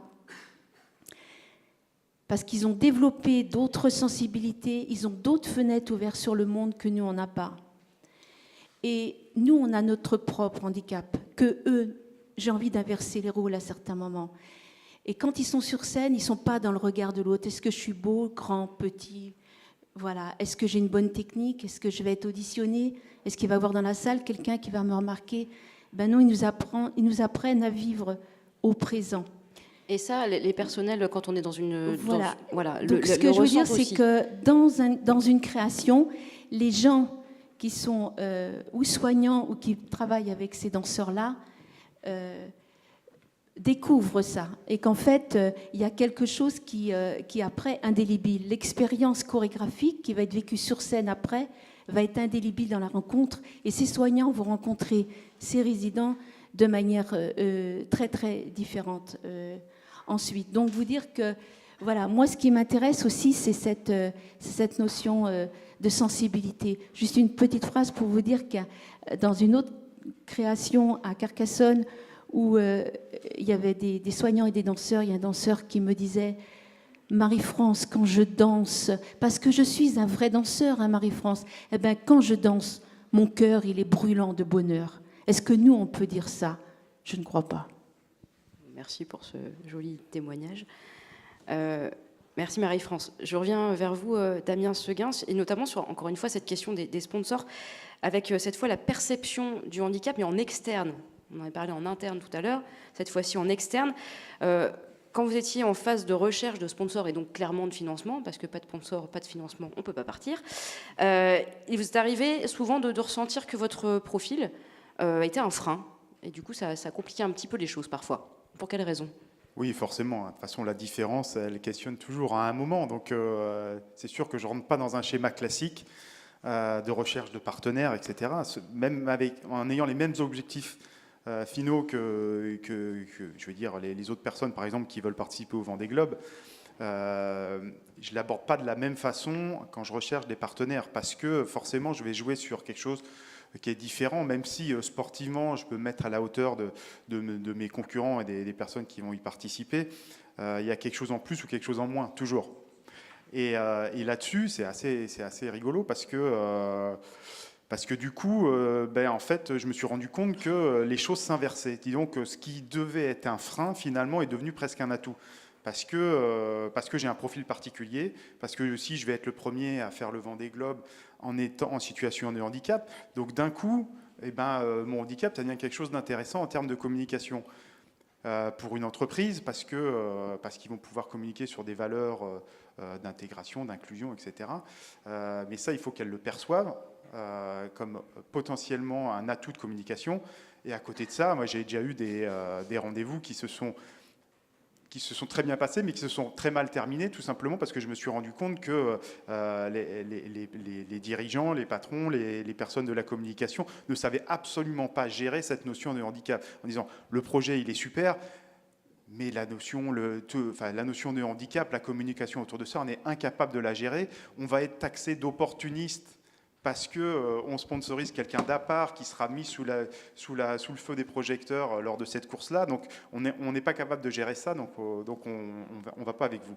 Donc, c'est assez bizarre comme réponse. Au début, j'ai mis du temps à comprendre cette façon de penser, mais pourquoi pas, hein, je me mets à la place des gens. Pourquoi pas, ça démontre aussi tout le problème qu'on a avec la perception et l'utilisation du handicap aujourd'hui. On voit que le handicap est de plus en plus présent dans la publicité, dans des objets marketing, etc. Donc voilà, être taxé d'opportuniste autour de ça, c'est quelque chose d'assez nouveau, mais c'est quelque chose qui existe, vraiment factuellement. Donc là, aujourd'hui, votre sponsor, vous partagez les valeurs, vous êtes allé le chercher même pour ça. Oui, voilà, donc forcément, dans la recherche de partenaires, j'ai ciblé des entreprises qui étaient déjà tournées vers le handicap, en tout cas vers une communication positive sur le handicap. Et aujourd'hui, mon partenaire, qui est un groupe d'assurance, qui a en son sein des mutuelles qui œuvrent dans le monde des handicapés, c'est une communication qu'ils maîtrisent et une communication dont ils vont pouvoir se servir pour essayer de valoriser le message, de montrer que c'est possible, etc. Donc en fait, aujourd'hui, je joue un petit peu sur du velours, on peut dire ça comme ça, mais en même temps, j'ai mis les choses les unes en face des autres pour que ça puisse fonctionner. Merci Damien. Sandrine Charpentier, Laurent Maury, vous êtes l'homme et la femme du digital ici présent. Donc en fait, cette question s'adresse à vous deux. Vous y répondez dans l'ordre que vous souhaitez. Les recettes qui fonctionnent, cette question s'adressera également à vous, Marie-François, parce que manifestement, vous avez trouvé un truc qui fonctionne. Mais dans le secteur d'abord de l'entreprise, les recettes qui fonctionnent pour l'inclusion des personnes en situation de handicap, peut-être 2 points de vue qui ne sont pas tout à fait les mêmes sur le sujet. Les recettes, j'ai envie de dire que déjà, il faut essayer de s'adapter à chaque contexte d'organisation, aussi aux valeurs de l'entreprise, aux gens qui la constituent et où chacun se situe par rapport à ce sujet de l'inclusion. Parce que, moi, je veux dire que c'est une recette qui fonctionne avec l'un, ne va pas fonctionner avec l'autre. Donc, c'est déjà essayer de comprendre un peu les enjeux. Après, c'est vrai qu'on en a parlé au début, il y a les lois, et comme dans tout, je fais toujours un petit focus aussi avec l'égalité entre les femmes et les hommes, mais comme les lois, il y en a plein des lois, et c'est bien, il faut des lois, c'est sûr, mais en fait, c'est la vie qui doit changer aussi, et c'est ça qui est compliqué, en fait, c'est comment on fait changer des comportements, et les comportements, c'est complexe, en fait. Il y a un vrai travail autour de ça qui va bien au-delà de l'entreprise, d'ailleurs, parce qu'on s'adresse à des sujets dans l'entreprise, et puis finalement, on le voit bien là, c'est du comportemental, c'est des compétences comportementales qu'il faut accompagner.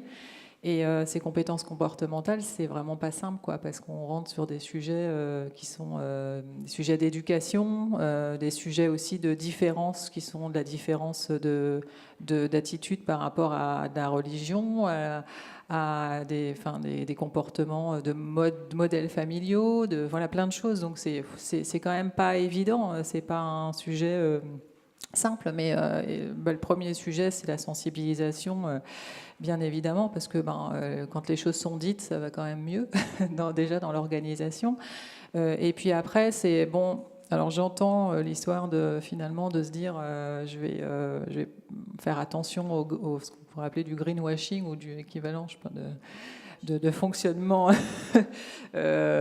où des entreprises vont peut-être avoir tendance à communiquer facilement sur des sujets qui aujourd'hui l'inclusion, ça rentre aussi dans une certaine mode, si on peut le dire comme ça. Mais bon, après, moi je me dis, fait est mieux que parfait. Donc, comme les quotas, c'est pas forcément l'idéal, mais ça aide à avancer et il faut essayer d'accompagner les personnes et les organisations du point où elles se trouvent pour essayer d'avancer pas à pas avec elles. Donc, c'est sensibiliser et aussi avoir un impact, d'exprimer, de mesurer, de piloter, d'évaluer aussi ce qu'on fait et de montrer ce qu'on fait aussi, encore une fois, de rendre visibles les actions qu'on peut mener. Et donc voilà, donc c'est trouver les moyens aussi peut-être avec l'innovation digitale de proposer des outils qui vont permettre de montrer de façon très transparente ce qu'on fait en tant qu'organisation sur tous ces sujets-là. Parce que en le montrant, en l'évaluant, en l'exprimant, on peut aussi le piloter parce que derrière on fait des choses, mais il faut aussi que ça ait un impact. Et cet impact, il n'est pas toujours identifié ou mesuré. Et c'est accompagné aussi ces sujets-là de mesures d'impact, parce que le but, c'est que les choses bougent et changent. Et c'est pas simplement de dire, voilà, on fait des choses pour faire. Vous, d'ailleurs, vous venez de créer un outil qui permet un outil de mesure d'impact, en fait, ouais, voilà, sur donc plein de sujets différents. Voilà, alors c'est pas que sur le handicap, c'est sur les 5 piliers de la diversité, donc le genre, le handicap, le multiculturel, multigénérationnel et orientation sexuelle. Et c'est d'avoir une plateforme qui va évaluer, exprimer une empreinte diversité des organisations.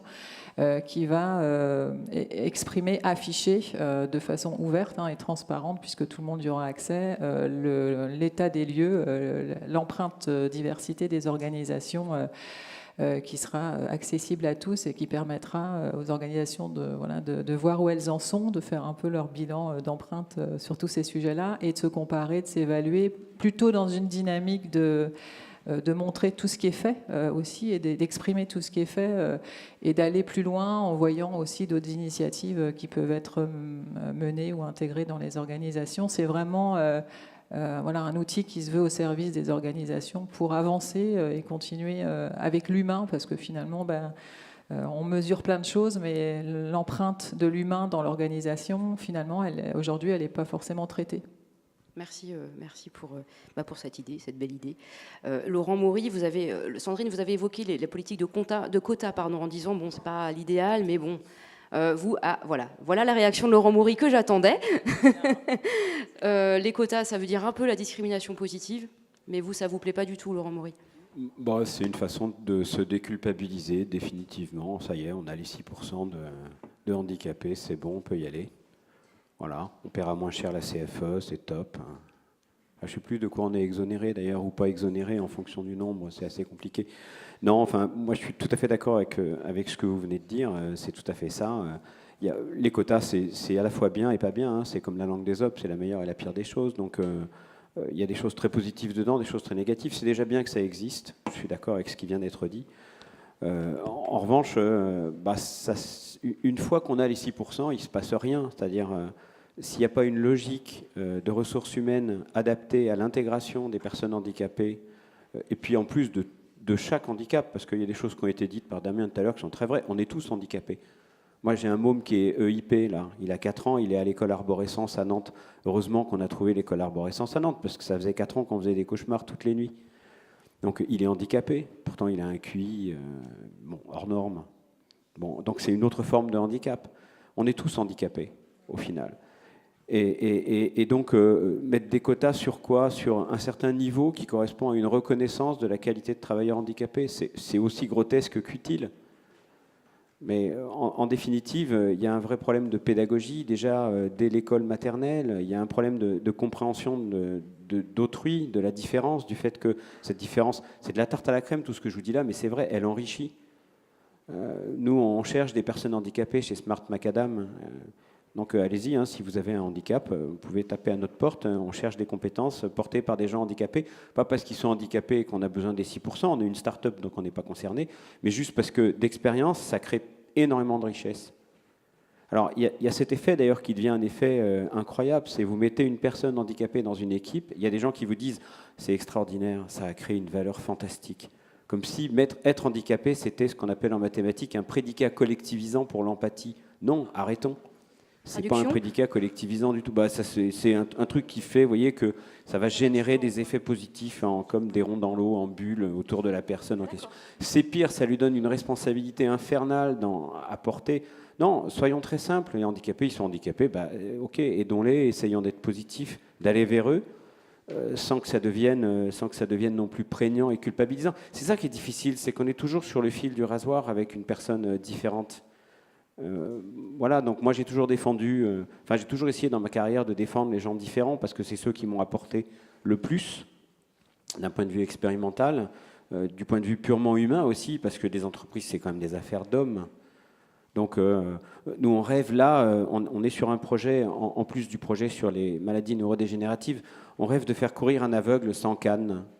On va y arriver, hein, parce qu'on est extrêmement tenace, avec tout un tas de dispositifs. Le jour où j'aurai un aveugle qui est capable de courir sans canne au parc de Procès, juste avec les dispositifs technologiques qu'on est en train d'essayer d'inventer, je peux vous dire, voilà quoi, je fais mon boulot. Et après, il suffira d'éduquer, d'informer, d'expliquer, d'écrire les grammaires qu'on met en place. Je crois qu'il y a une grammaire sociale qui est un peu à réinventer.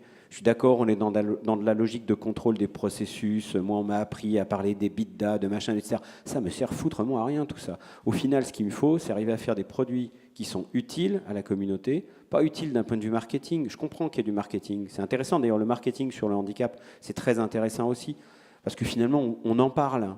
Mais c'est sûrement pas les bons messages, mais on en parle au moins un petit peu. Donc, quotas, non, moi, j'aime pas les quotas. Pas du tout. On a bien compris, je crois. Merci. Vous m'avez posé la question. C'est hein. vrai, c'est vrai. Maintenant, Marie-François, c'est pas la question des quotas du tout. Moi, c'était plutôt la question des recettes qui fonctionnent. Parce que manifestement, chez vous, Marie-France, vous avez trouvé un truc qui fonctionne. C'est une question que vous posent souvent, apparemment, vos collègues chorégraphes. Mais comment t'as fait? Alors, comment vous avez fait?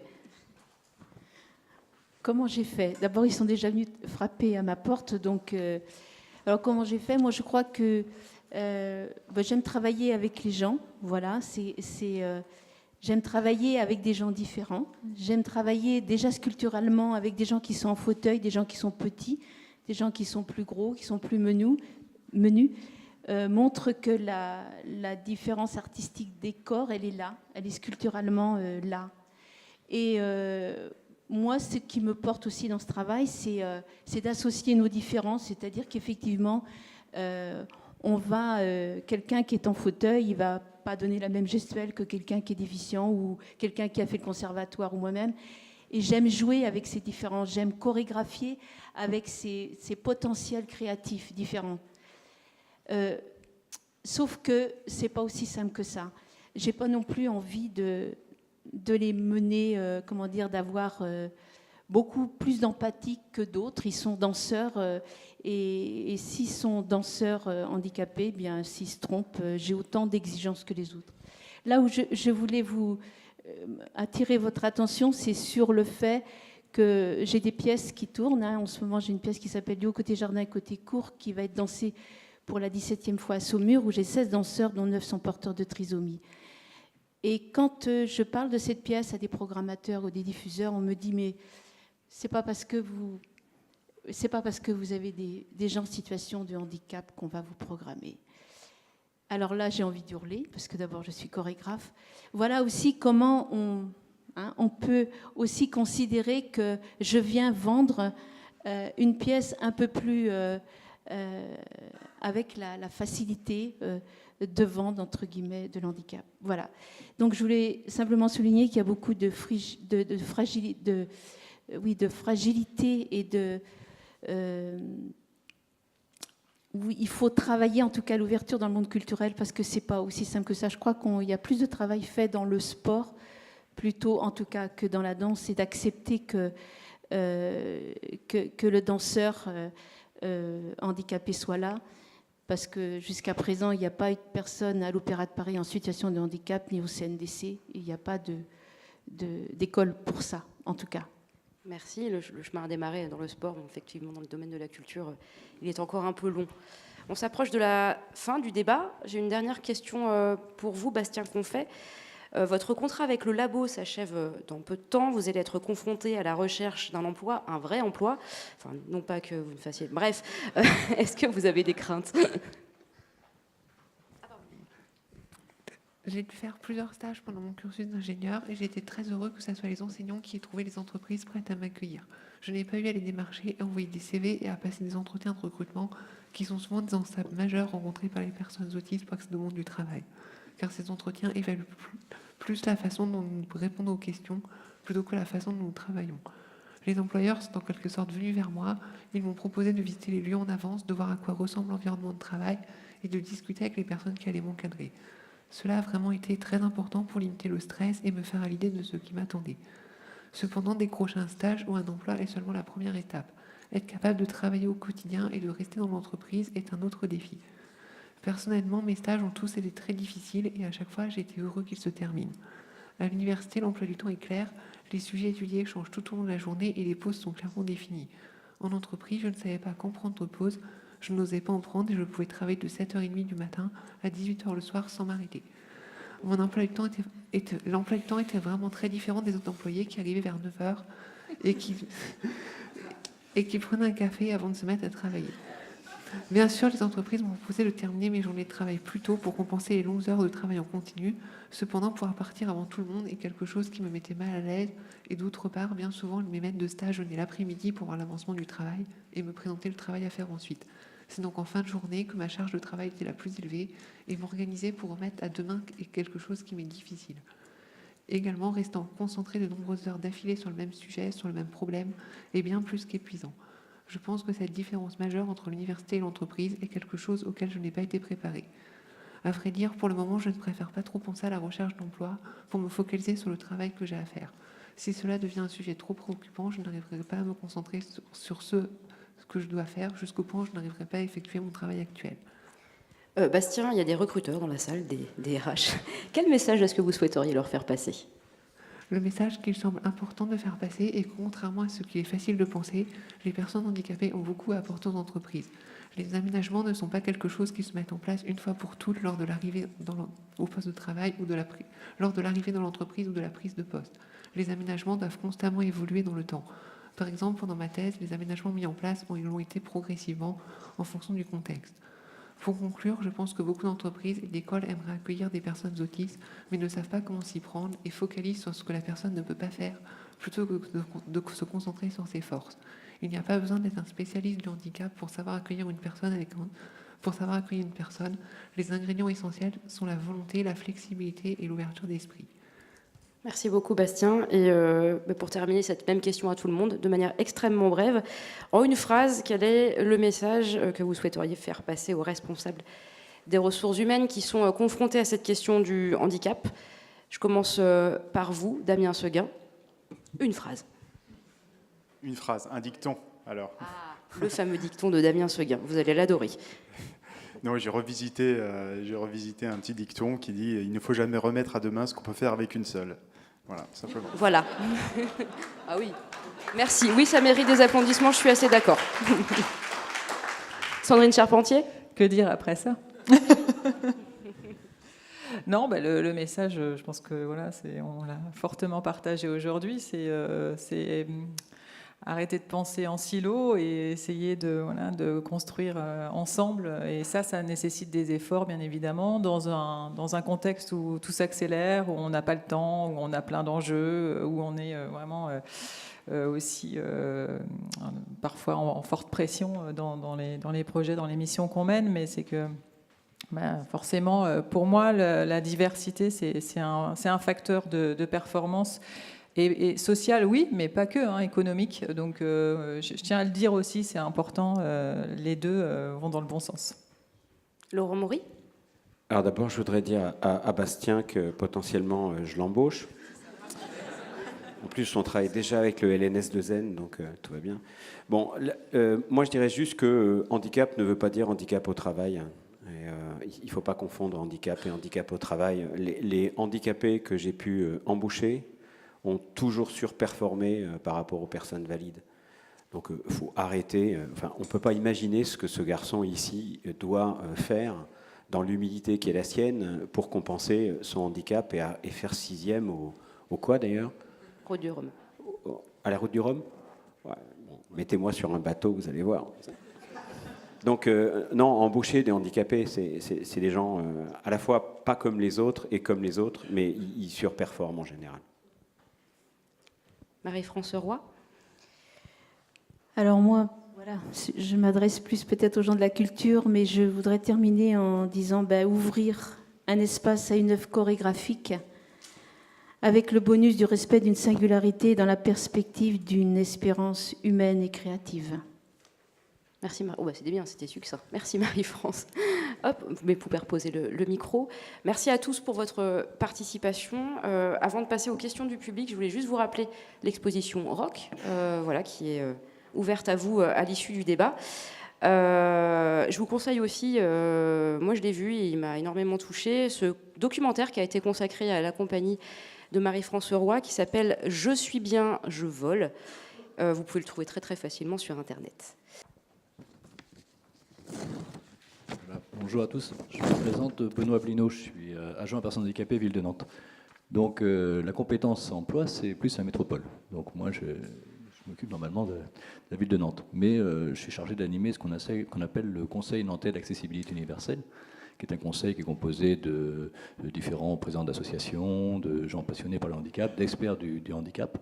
Et donc il y a des réunions régulières avec certains groupes de travail qui font en sorte que l'accessibilité soit la meilleure possible sur Nantes. Donc c'est tous les points noirs qu'on essaye de relever. Il y a du boulot, vous inquiétez pas, mais enfin, on a la chance quand même d'être à Nantes, une ville qui s'intéresse vraiment aux questions de handicap et qui est vraiment à la pointe dans les villes françaises.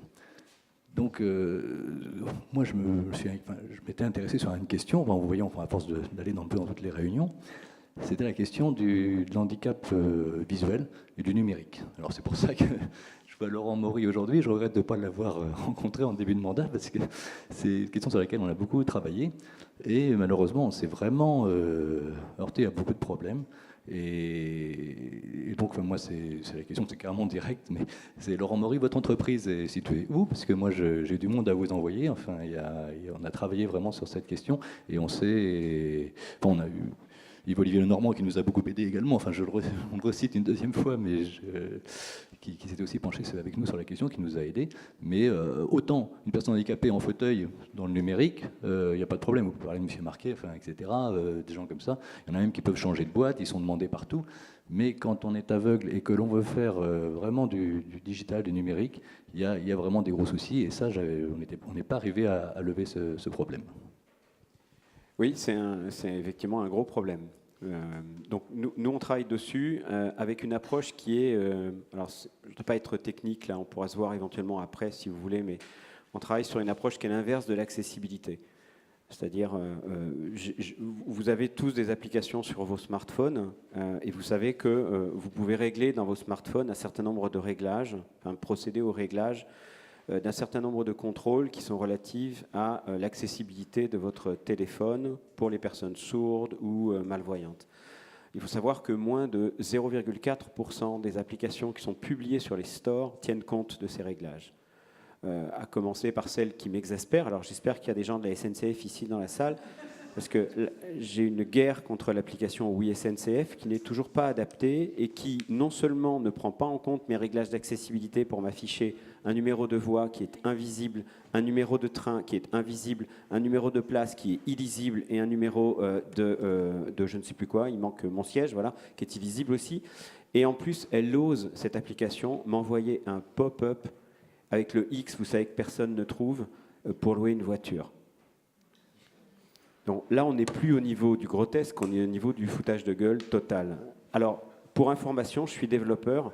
Prendre en compte les réglages d'accessibilité, c'est en gros 50 lignes de code dans une application. J'écris toutes les semaines à la SNCF. Toutes les semaines, on me remercie d'avoir contribué à l'effort collectif et on me dit que les développeurs vont prendre en compte, etc. Alors, nous, on prend les problèmes à l'envers. C'est-à-dire qu'on se dit, par exemple, vous savez, à la station Commerce à Nantes, il peut arriver des 3 et il peut arriver des 2 quand vous remontez vers le centre-ville. Moi, je ne vois pas le numéro du tramway. Donc, les jours où je vais bien, j'ose demander à mon voisin, excusez-moi monsieur, alors en plus, des fois, je ne porte pas de lunettes, j'ai l'air à peu près normal, surtout quand je veux avoir l'air normal. Excusez-moi, auriez-vous la gentillesse de me dire est-ce que c'est un 3 ou est-ce que c'est un 2 ? Alors, je vous garantis, c'est vrai, une fois sur 2, c'est marqué. Alors, oui, bien sûr, c'est sûrement marqué, monsieur, mais si je vous pose la question, c'est que je ne peux pas le lire. Faut acheter des lunettes. Alors, je vous garantis que c'est vrai, c'est une fois sur 2. Donc là, il y a un gros boulot d'éducation et de pédagogie. Non, je ne me moque pas de vous en vous demandant un numéro de tramway. Donc ce qu'on voulait faire avec la Sémitane, pour vous donner un exemple, qu'on a contacté évidemment grâce au label CityLab que Nantes Métropole nous a décerné, c'est mettre des petits objets connectés sur les tramways et les bus à Nantes et guider les aveugles enfin sur l'accessibilité en leur disant tu vois là ce qui arrive c'est un 2, tu peux monter dedans, il te rapproche de ta destination. Et puis à bord du bus, le nombre de fois où j'ai fait le tour parce que je ne sais pas où descendre et que vous allez me dire oui mais il y a des afficheurs. Oui bien sûr il y a des afficheurs. Alors donc ça c'est pas pour nous. Oui mais alors c'est dit aussi. Alors c'est dit à peu près un tramway sur 3, c'est audible. Et en plus, quand c'est dit et que c'est audible, il y a certains noms de stations que je ne connais pas quand je dois me déplacer au fin fond de Rezé ou ailleurs. Donc je ne suis pas sûr d'être au bon endroit et de savoir où je dois descendre. Tout ça, les technologies numériques pour gérer ça, elles sont à la portée de l'humanité depuis environ 15 ans. Par exemple, le métro de Londres, c'est scandaleux quand même que ce soit les Anglais, la perfide Albion qui fait ça avant nous. Le métro de Londres est entièrement équipé de beacons avec une application qui est faite par une société qui s'appelle US2, USTWO, et qui cartographie complètement toutes les difficultés à l'intérieur du métro. Donc si vous êtes handicapé, vous avez une oreillette et le système vous dit, vous avez un escalator devant vous à 4 pas, il y a 12 marches, il fonctionne, il descend. En tournant à gauche, vous allez vers Heathrow. En allant vers à droite, vous allez vers London Central. Et vous avez vu mon accent bien. Donc ça existe. Pourquoi ça n'existe pas ici? Pourquoi la Sémitane ne s'excite pas plus à me répondre quand je leur envoie des emails? Pourquoi on ne prend pas en compte l'accessibilité de manière générique, c'est-à-dire à la base de la création des projets? J'ai travaillé par exemple pour le groupe Pichet dans une vie juste antérieure en étant à Bordeaux, et j'ai proposé, parce qu'on fabriquait l'application Logement Connecté pour Pichet. Cette application, elle fonctionne sur tablette et smartphone. Elle vise à piloter complètement un logement depuis l'extérieur du logement ou depuis l'intérieur du logement, en créant des scénarios. Quand vous vous rapprochez du logement, automatiquement, le logement va se mettre à chauffer, les lumières vont s'allumer, etc. J'ai posé la question à Patrice Pichet lui-même de l'accessibilité de son application. Ce qui m'a été répondu, c'est que ce n'était pas long neck. Alors vous savez, le long neck et le long tail. Donc, en gros, le marché des gens voyants, valides, etc., c'est une grande pointe comme ça. Le marché des gens handicapés, c'est très très long, ça coûte très cher dans l'esprit des gens parce que ça ne coûte pas cher. Par ailleurs, j'affirme que si on travaillait sur l'accessibilité des applications comme on le fait nous-mêmes, on aurait systématiquement des applications appréciées par les personnes valides. Et c'est ça qui est extraordinaire, c'est que l'expérience menée à Londres par US2 fonctionne aussi sur des gens qui sont juste fatigués, qui n'ont juste pas envie de regarder les panneaux, ou qui ont oublié leurs lunettes et qui sont parfaitement voyants avec leurs lunettes. Donc il y a énormément de travail à faire. Bonjour, je m'appelle Marilyn Servin et j'ai créé il y a quelques temps, et avec l'appui de Marie-France Roy notamment, une association qui s'appelle Hermae Art et Handicap, avec l'envie de porter une plateforme régionale sur la question de la pratique artistique des personnes en situation de handicap. Pour cela, on est accompagné notamment par la région des Pays de la Loire et la DRAC, qui sont très attentifs à ces questions. Malgré tout, ce qu'on peut constater aujourd'hui, c'est que quand on parle de la question d'accessibilité, on parle essentiellement de la question de l'accessibilité physique des lieux de culture, parce que voilà, c'est un enjeu important. Et on se heurte vite à des limites quand on parle de la question de la pratique artistique, parce que ça semble être un champ dans lequel on ne veut pas forcément reconnaître de légitimité aux personnes en situation de handicap. Et donc, il était très important pour nous de questionner justement cette question de la pratique, mais aussi au-delà de ça, de la question de l'accès au métier d'art, avec l'envie de créer une structure adaptée qui permettrait à des personnes qui souhaitent exercer un métier artistique de pouvoir développer ces compétences en lien avec les écoles et puis créer peut-être des nouveaux lieux d'expression. Et donc ma question s'adresse aux représentants de la GFIP, à savoir comment est-ce qu'on pourrait être accompagné dans un projet de cette nature. Alors, déjà, vous allez nous présenter le projet. Donc nous, juste la GFIP, donc on est sur l'emploi et le handicap, donc justement plutôt sur la partie emploi. Donc on va étudier le projet avec vous pour voir. Alors on travaille souvent avec le conseil régional, mais plutôt sur la vision emploi, moins avec la DRAC, pour voir justement, en tout cas, sur des visions en tout cas de communication et de visibilité déjà, et de sensibilisation. Et puis ensuite, comment, au niveau peut-être des compagnies ou des institutions, qui, pour pouvoir, elles, sensibiliser aussi leur personnel.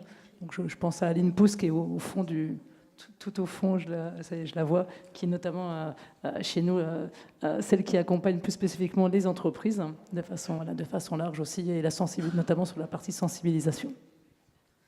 Non, mais je pense que Marilyn, elle est sur Nantes, donc moi je suis sur Angers, et effectivement, donc je fais partie de cette association, et je pense qu'il y a, elle est toute neuve, il y a beaucoup de choses à faire. Et entre autres, Résonance, bon, moi je suis Angers, compagnie Résonance, mais je suis aussi reconnue par la DRAC, la région, la mairie d'Angers et aussi d'autres structures. Donc je pense qu'il y a beaucoup de travail à faire. Il faudrait peut-être nous aider, en tout cas trouver des partenaires qui puissent réfléchir effectivement à légitimer la pratique artistique de tous les gens qui veulent travailler dans le métier artistique. Et c'est pas simple. Et pour compléter, il y a la vision de la filière artistique. Alors, et de la filière, c'est un des points qu'on regarde aussi avec nous, la région côté emploi, parce qu'il y a une filière de formation dans les formations du conseil régional, et c'est une des filières où on a identifié, mais ce n'est pas la seule, il y a le numérique aussi, où on a moins de personnes en situation de handicap représentées par rapport à d'autres filières. Donc voilà, alors c'est vrai que cette année, on avait commencé à travailler plutôt sur le numérique, mais voilà, on va avancer au fur et à mesure, parce qu'on voit bien qu'il y a aussi des approches filières globales qui sont à questionner. Merci. Merci. Une autre question dans le public? Moi, je vais vous poser une question, Bastien. Vous m'avez dit qu'il y a un pays dont la France ferait bien de s'inspirer, notamment pour les questions d'accessibilité, puisqu'on en a parlé tout à l'heure. C'est l'Irlande.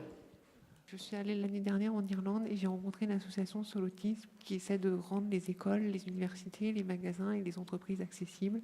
Ils vont dans les écoles sensibiliser les enseignants, mais aussi les élèves, mais ils vont aussi dans les supermarchés pour aller demander des heures plus calmes et que les supermarchés mettent à disposition des documents pour que les personnes autistes puissent préparer leur venue. Ils vont dans les entreprises présenter le handicap et expliquer aux employeurs ce qu'ils peuvent faire pour accueillir les personnes. Et ils ont actuellement aussi monté un projet avec l'Université de Dublin pour aider les personnes autistes non seulement à suivre les cours à l'université, mais aussi ensuite trouver un emploi et des stages et des emplois.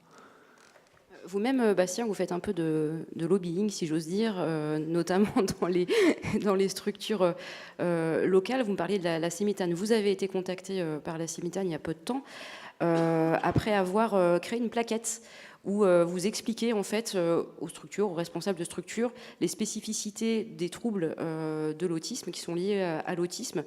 Et ça fait écho apparemment. Est-ce que ça commence à bouger un petit peu ici? C'est à la suite de mon voyage en Irlande que les Irlandais m'ont dit que je pouvais importer en France ce qu'ils faisaient et que j'ai traduit leurs plaquettes et que j'ai commencé à distribuer dans la région. Et c'est à la suite de cela que la Cimitane m'a contactée et m'ont invité à aller présenter les difficultés rencontrées par les personnes autistes pour prendre le bus et le tramway. Mais après, je ne sais pas. Je crois que Laurent Maury va vraiment définitivement vous faire passer un entretien à l'issue de ce débat. Je voulais juste rebondir, parce que ça fait 2 fois qu'on dit du bien des Anglais. Ah, et là, ça commence à pas aller du tout. Il faut rétablir... Moi aussi, je vais m'y mettre, et pourtant, dans la marine, on les aime pas. mais oui, j'ai la chance, par mon sport, de quand même voyager dans beaucoup de pays. Et c'est vrai que la vision et le ressenti par rapport au handicap, quel qu'il soit, est forcément différent en fonction des cultures. Et moi, il y a quelque chose qui m'a marqué, parce que l'Angleterre, c'est quand même pas bien loin de chez nous. Mais en 2012, il y avait les Jeux olympiques et paralympiques à Londres. Et en 2012, j'étais porte-drapeau de la délégation française. Et je me souviens très bien, le jour où j'ai été intronisé, on dit ça comme ça, intronisé porte-drapeau, je me suis fendu d'un joli discours sur l'intégration et tout ça. Il y avait la ministre qui était là, c'était très bien. Et il y avait aussi le patron de France Télévisions Sport qui était là et qui nous a expliqué par A plus B que non, il ne paierait pas les droits visuels pour retransmettre les Jeux paralympiques parce que ça n'intéressait personne en France. On était en 2012, c'était quand même pas il y a très longtemps, quoi. Et à côté de ça, en Angleterre, on a vécu une vraie révolution sur les Jeux paralympiques avec des spots à la télé qui faisaient la promotion du handicap sur des choses qu'on n'est absolument pas capable de voir encore aujourd'hui à la télévision en France, sur des images superbes, sur la genèse du handicap, quelle que soit l'origine, des agénésies, des accidents de voiture, la guerre, etc. Des choses qu'ils arrivaient vraiment à la télévision à magnifier, quoi. Il y avait un slogan qui disait « Venez voir les super-héros » pour inciter les gens à venir dans les stades des Jeux paralympiques, et tous les stades étaient pleins. Donc, et à côté de ça, nous, on n'était même pas capable... Enfin, France Télévisions n'a même pas mis 1 euro pour retransmettre à l'époque les Jeux paralympiques. Donc, heureusement, les choses ont un petit peu changé. Mais c'était quoi? C'était il y a 6 ans de ça, quoi. Et je veux bien compléter aussi, parce que finalement, sur la retransmission des matchs, notamment par exemple sur le foot, il y a aussi un sujet pour les femmes, hein, puisqu'on le voit bien, il y a beaucoup de phrases aussi. Je rappelle juste que les femmes ont le droit de jouer au football depuis 1974 uniquement, hein, et que c'est aussi un vrai sujet aussi d'inclusion, déjà aussi pour plein de publics. Les femmes, soyons sérieux. Voilà. Ouais, alors par contre... voilà. Et voilà. Et donc sur les droits télé aussi, on sait que c'est hyper difficile et il y a vraiment un gros travail à faire aussi sur la retransmission des matchs joués par les filles qui vont bientôt disputer leur championnat du monde. Donc là, ça va la Coupe du Monde, pardon. Donc je vous invite à regarder tous et à demander que les droits télé soient encore plus valorisés. Damien Seguin, en préparant le débat, vous m'avez dit, au niveau du sport, les femmes ont 20 ans d'avance sur les handicapés. Donc si je compte bien, en 2039, ça ira, quoi. Oui, ben en fait, voilà, on peut voir que dans la société, il y a des sujets qui avancent moins vite que d'autres. Et dans le sport, en tout cas, on voit... alors, je ne suis pas expert après dans le monde de l'entreprise ou quoi que ce soit, mais je pense qu'on ne doit pas en être très très loin. Mais les difficultés qu'ont eu les femmes à accéder au sport, à la médiatisation et tout ça, c'est exactement les mêmes problèmes qu'on rencontre dans le handisport aujourd'hui, avec 20 ans de retard sur les femmes, 20 ou 30 ans, quoi.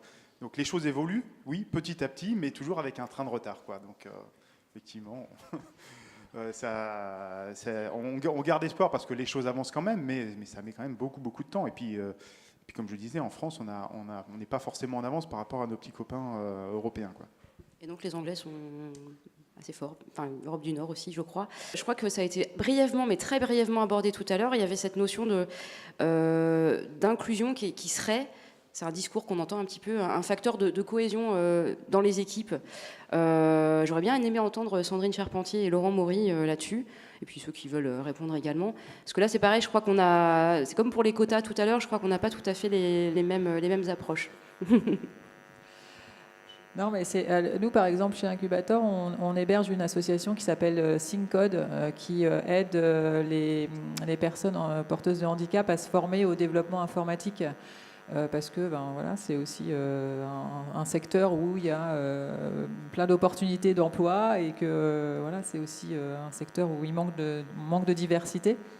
Et donc, dans l'association, on voit régulièrement des personnes au sein de Incubator, dont une jeune femme qui s'appelle Jade, qui se forme au développement web et qui est très fortement handicapée, moteur, et puis voilà, c'est vraiment un fort handicap. Et même moi, quand je l'ai accueillie la première fois, je trouve que c'est toujours un sujet de se demander, par rapport à la relation qu'on a à la personne qui est différente de soi. De toute façon, dans beaucoup de contextes, ça peut se retrouver, mais c'est de se dire voilà, comment je me comporte finalement, parce qu'on n'est pas tellement formé à accompagner. Et on se demande s'il faut vraiment se comporter normalement, aider spontanément ou pas. Enfin voilà, être aussi dans une relation qui finalement est peut-être pas équilibrée, qui est peut-être pas ce que veut la personne. Donc ça pousse aussi à se poser des questions et à prendre conscience de l'autre dans ses différences, et en même temps de se dire, voilà, on a plein de choses à s'apporter, à faire ensemble différemment. Enfin, moi, j'ai dû m'adapter. Enfin, je sais que Jade, elle m'écrit beaucoup via Twitter, via les DM pour communiquer directement en me demandant des infos, parce que pour elle, ça fonctionne bien comme ça.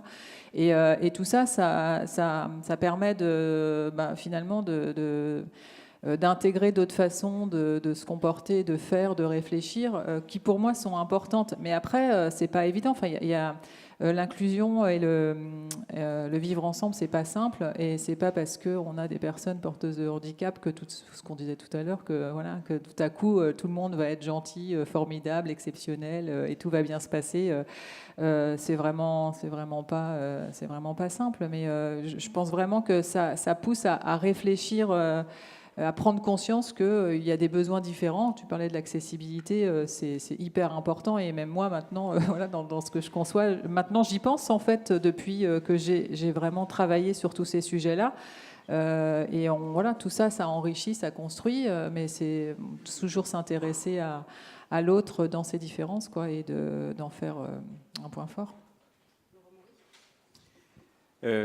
Lorsque j'ai commencé à travailler, j'ai été confronté à une décision à prendre. C'est comme le choix de Sophie. C'est-à-dire, en gros, est-ce que je le dis, est-ce que je ne le dis pas? Alors, bon, je ne le mets pas sur mon CV. Je ne mets pas personne handicapée, titulaire de la carte handicapée, Cotorep, 80%, pastille verte, c'est cité. Vous voyez, ça, bon, alors, je ne le faisais pas. Je me suis dit, bon, je ne vais pas le faire. Alors, j'ai passé des entretiens d'embauche, parce que forcément, quand vous êtes frais et moulu, vous sortez de l'école, vous passez des entretiens d'embauche. Alors là, franchement, je pense je pourrais écrire un livre sur la cartographie de la bêtise. J'en ai développé une détestation totale des DRH pendant un bon moment. Je sais qu'il y en a dans la salle et je suis absolument confus, mais c'était il y a longtemps. Aujourd'hui, les choses ont considérablement changé. Donc, ce à quoi j'ai eu droit, je vais vous donner des exemples parce que je crois que le mieux, c'est d'illustrer par l'exemple la nature de mon propos. Mais qu'est-ce que vous voyez là exactement? Mais vous me voyez là? Mais vous ne me voyez pas? Mais comment vous allez faire alors? Vous ne voyez pas les gens? Mais vous ne me voyez pas là? Vous êtes sûr?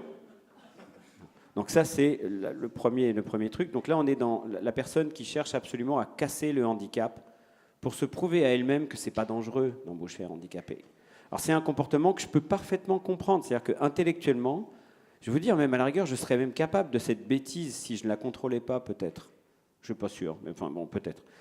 Il y a d'autres comportements auxquels j'ai eu droit, c'est des gens qui, sachant que je suis extrêmement photophobe, parce que ça a été cartographié dans les entretiens précédents, lorsque je rencontre le DRH, on me met face à une vitre, donc je suis assis ici, et puis vous avez la personne qui est assise en face de moi, qui est derrière une vitre complètement lumineuse, avec le soleil qui tape dedans, bien entendu. Et donc là, on me pose des questions sur ma vie, sur etc., sachant que je suis en situation de pénibilité. Et quand je suis suffisamment, on va dire, fort pour dire à mon interlocuteur, je suis désolé, mais je suis en situation de pénibilité. Ah oui, mais c'est fait exprès, c'est pour voir comment vous vous comportez dans une situation de stress. J'ai eu ça. Je vous garantis, hein, c'est du véridique, c'est du vécu. Alors qu'on ne vienne pas me dire, oui, mais c'est que dans les films. Non, on a des imbéciles qui arrivent à être DRH. Hein, c'est possible. Donc évidemment, j'ai eu aussi, quand je ne le dis pas et que je le masque complètement, donc quand je mets une tête absolument normale et que je regarde les gens avec les yeux grands écarquillés, ce qui ne sert strictement à rien, et que je vous donne l'impression que vraiment tout va très très bien pour moi, etc.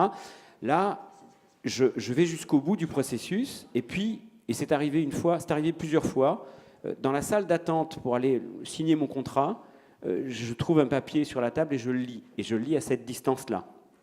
Et là, tout s'effondre. Attendez, mais vous avez un problème de vue, il faudrait mettre des lunettes. Et là, je dis, non, je ne porte pas de lunettes, ça ne sert à rien, c'est la rétine qui est malade, et c'est le cerveau qui est derrière qui est malade aussi. Ah! Et vous voyez, ce « ah » là, il veut tout dire.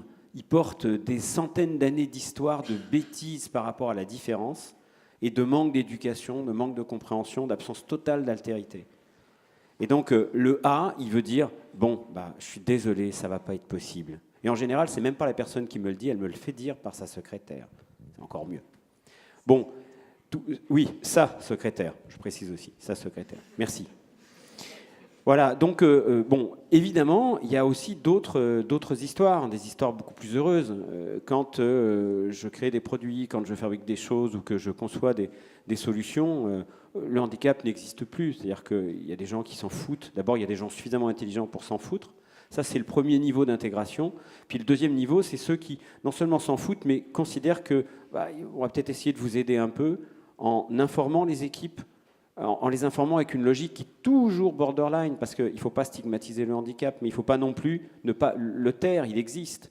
Donc il y a des entreprises, y compris des entreprises françaises et des entreprises américaines. J'ai beaucoup bossé pour des entreprises américaines, mais les entreprises françaises le font aussi, qui organisent des rencontres, débats, par exemple, et dont les DRH jouent un rôle extrêmement positif sur la validation des sujets d'intégration, par exemple en disant, bien là, on va faire parler telle personne qui est en fauteuil, telle personne qui est para, tétra, peu importe, ou telle personne qui a un problème de surdité.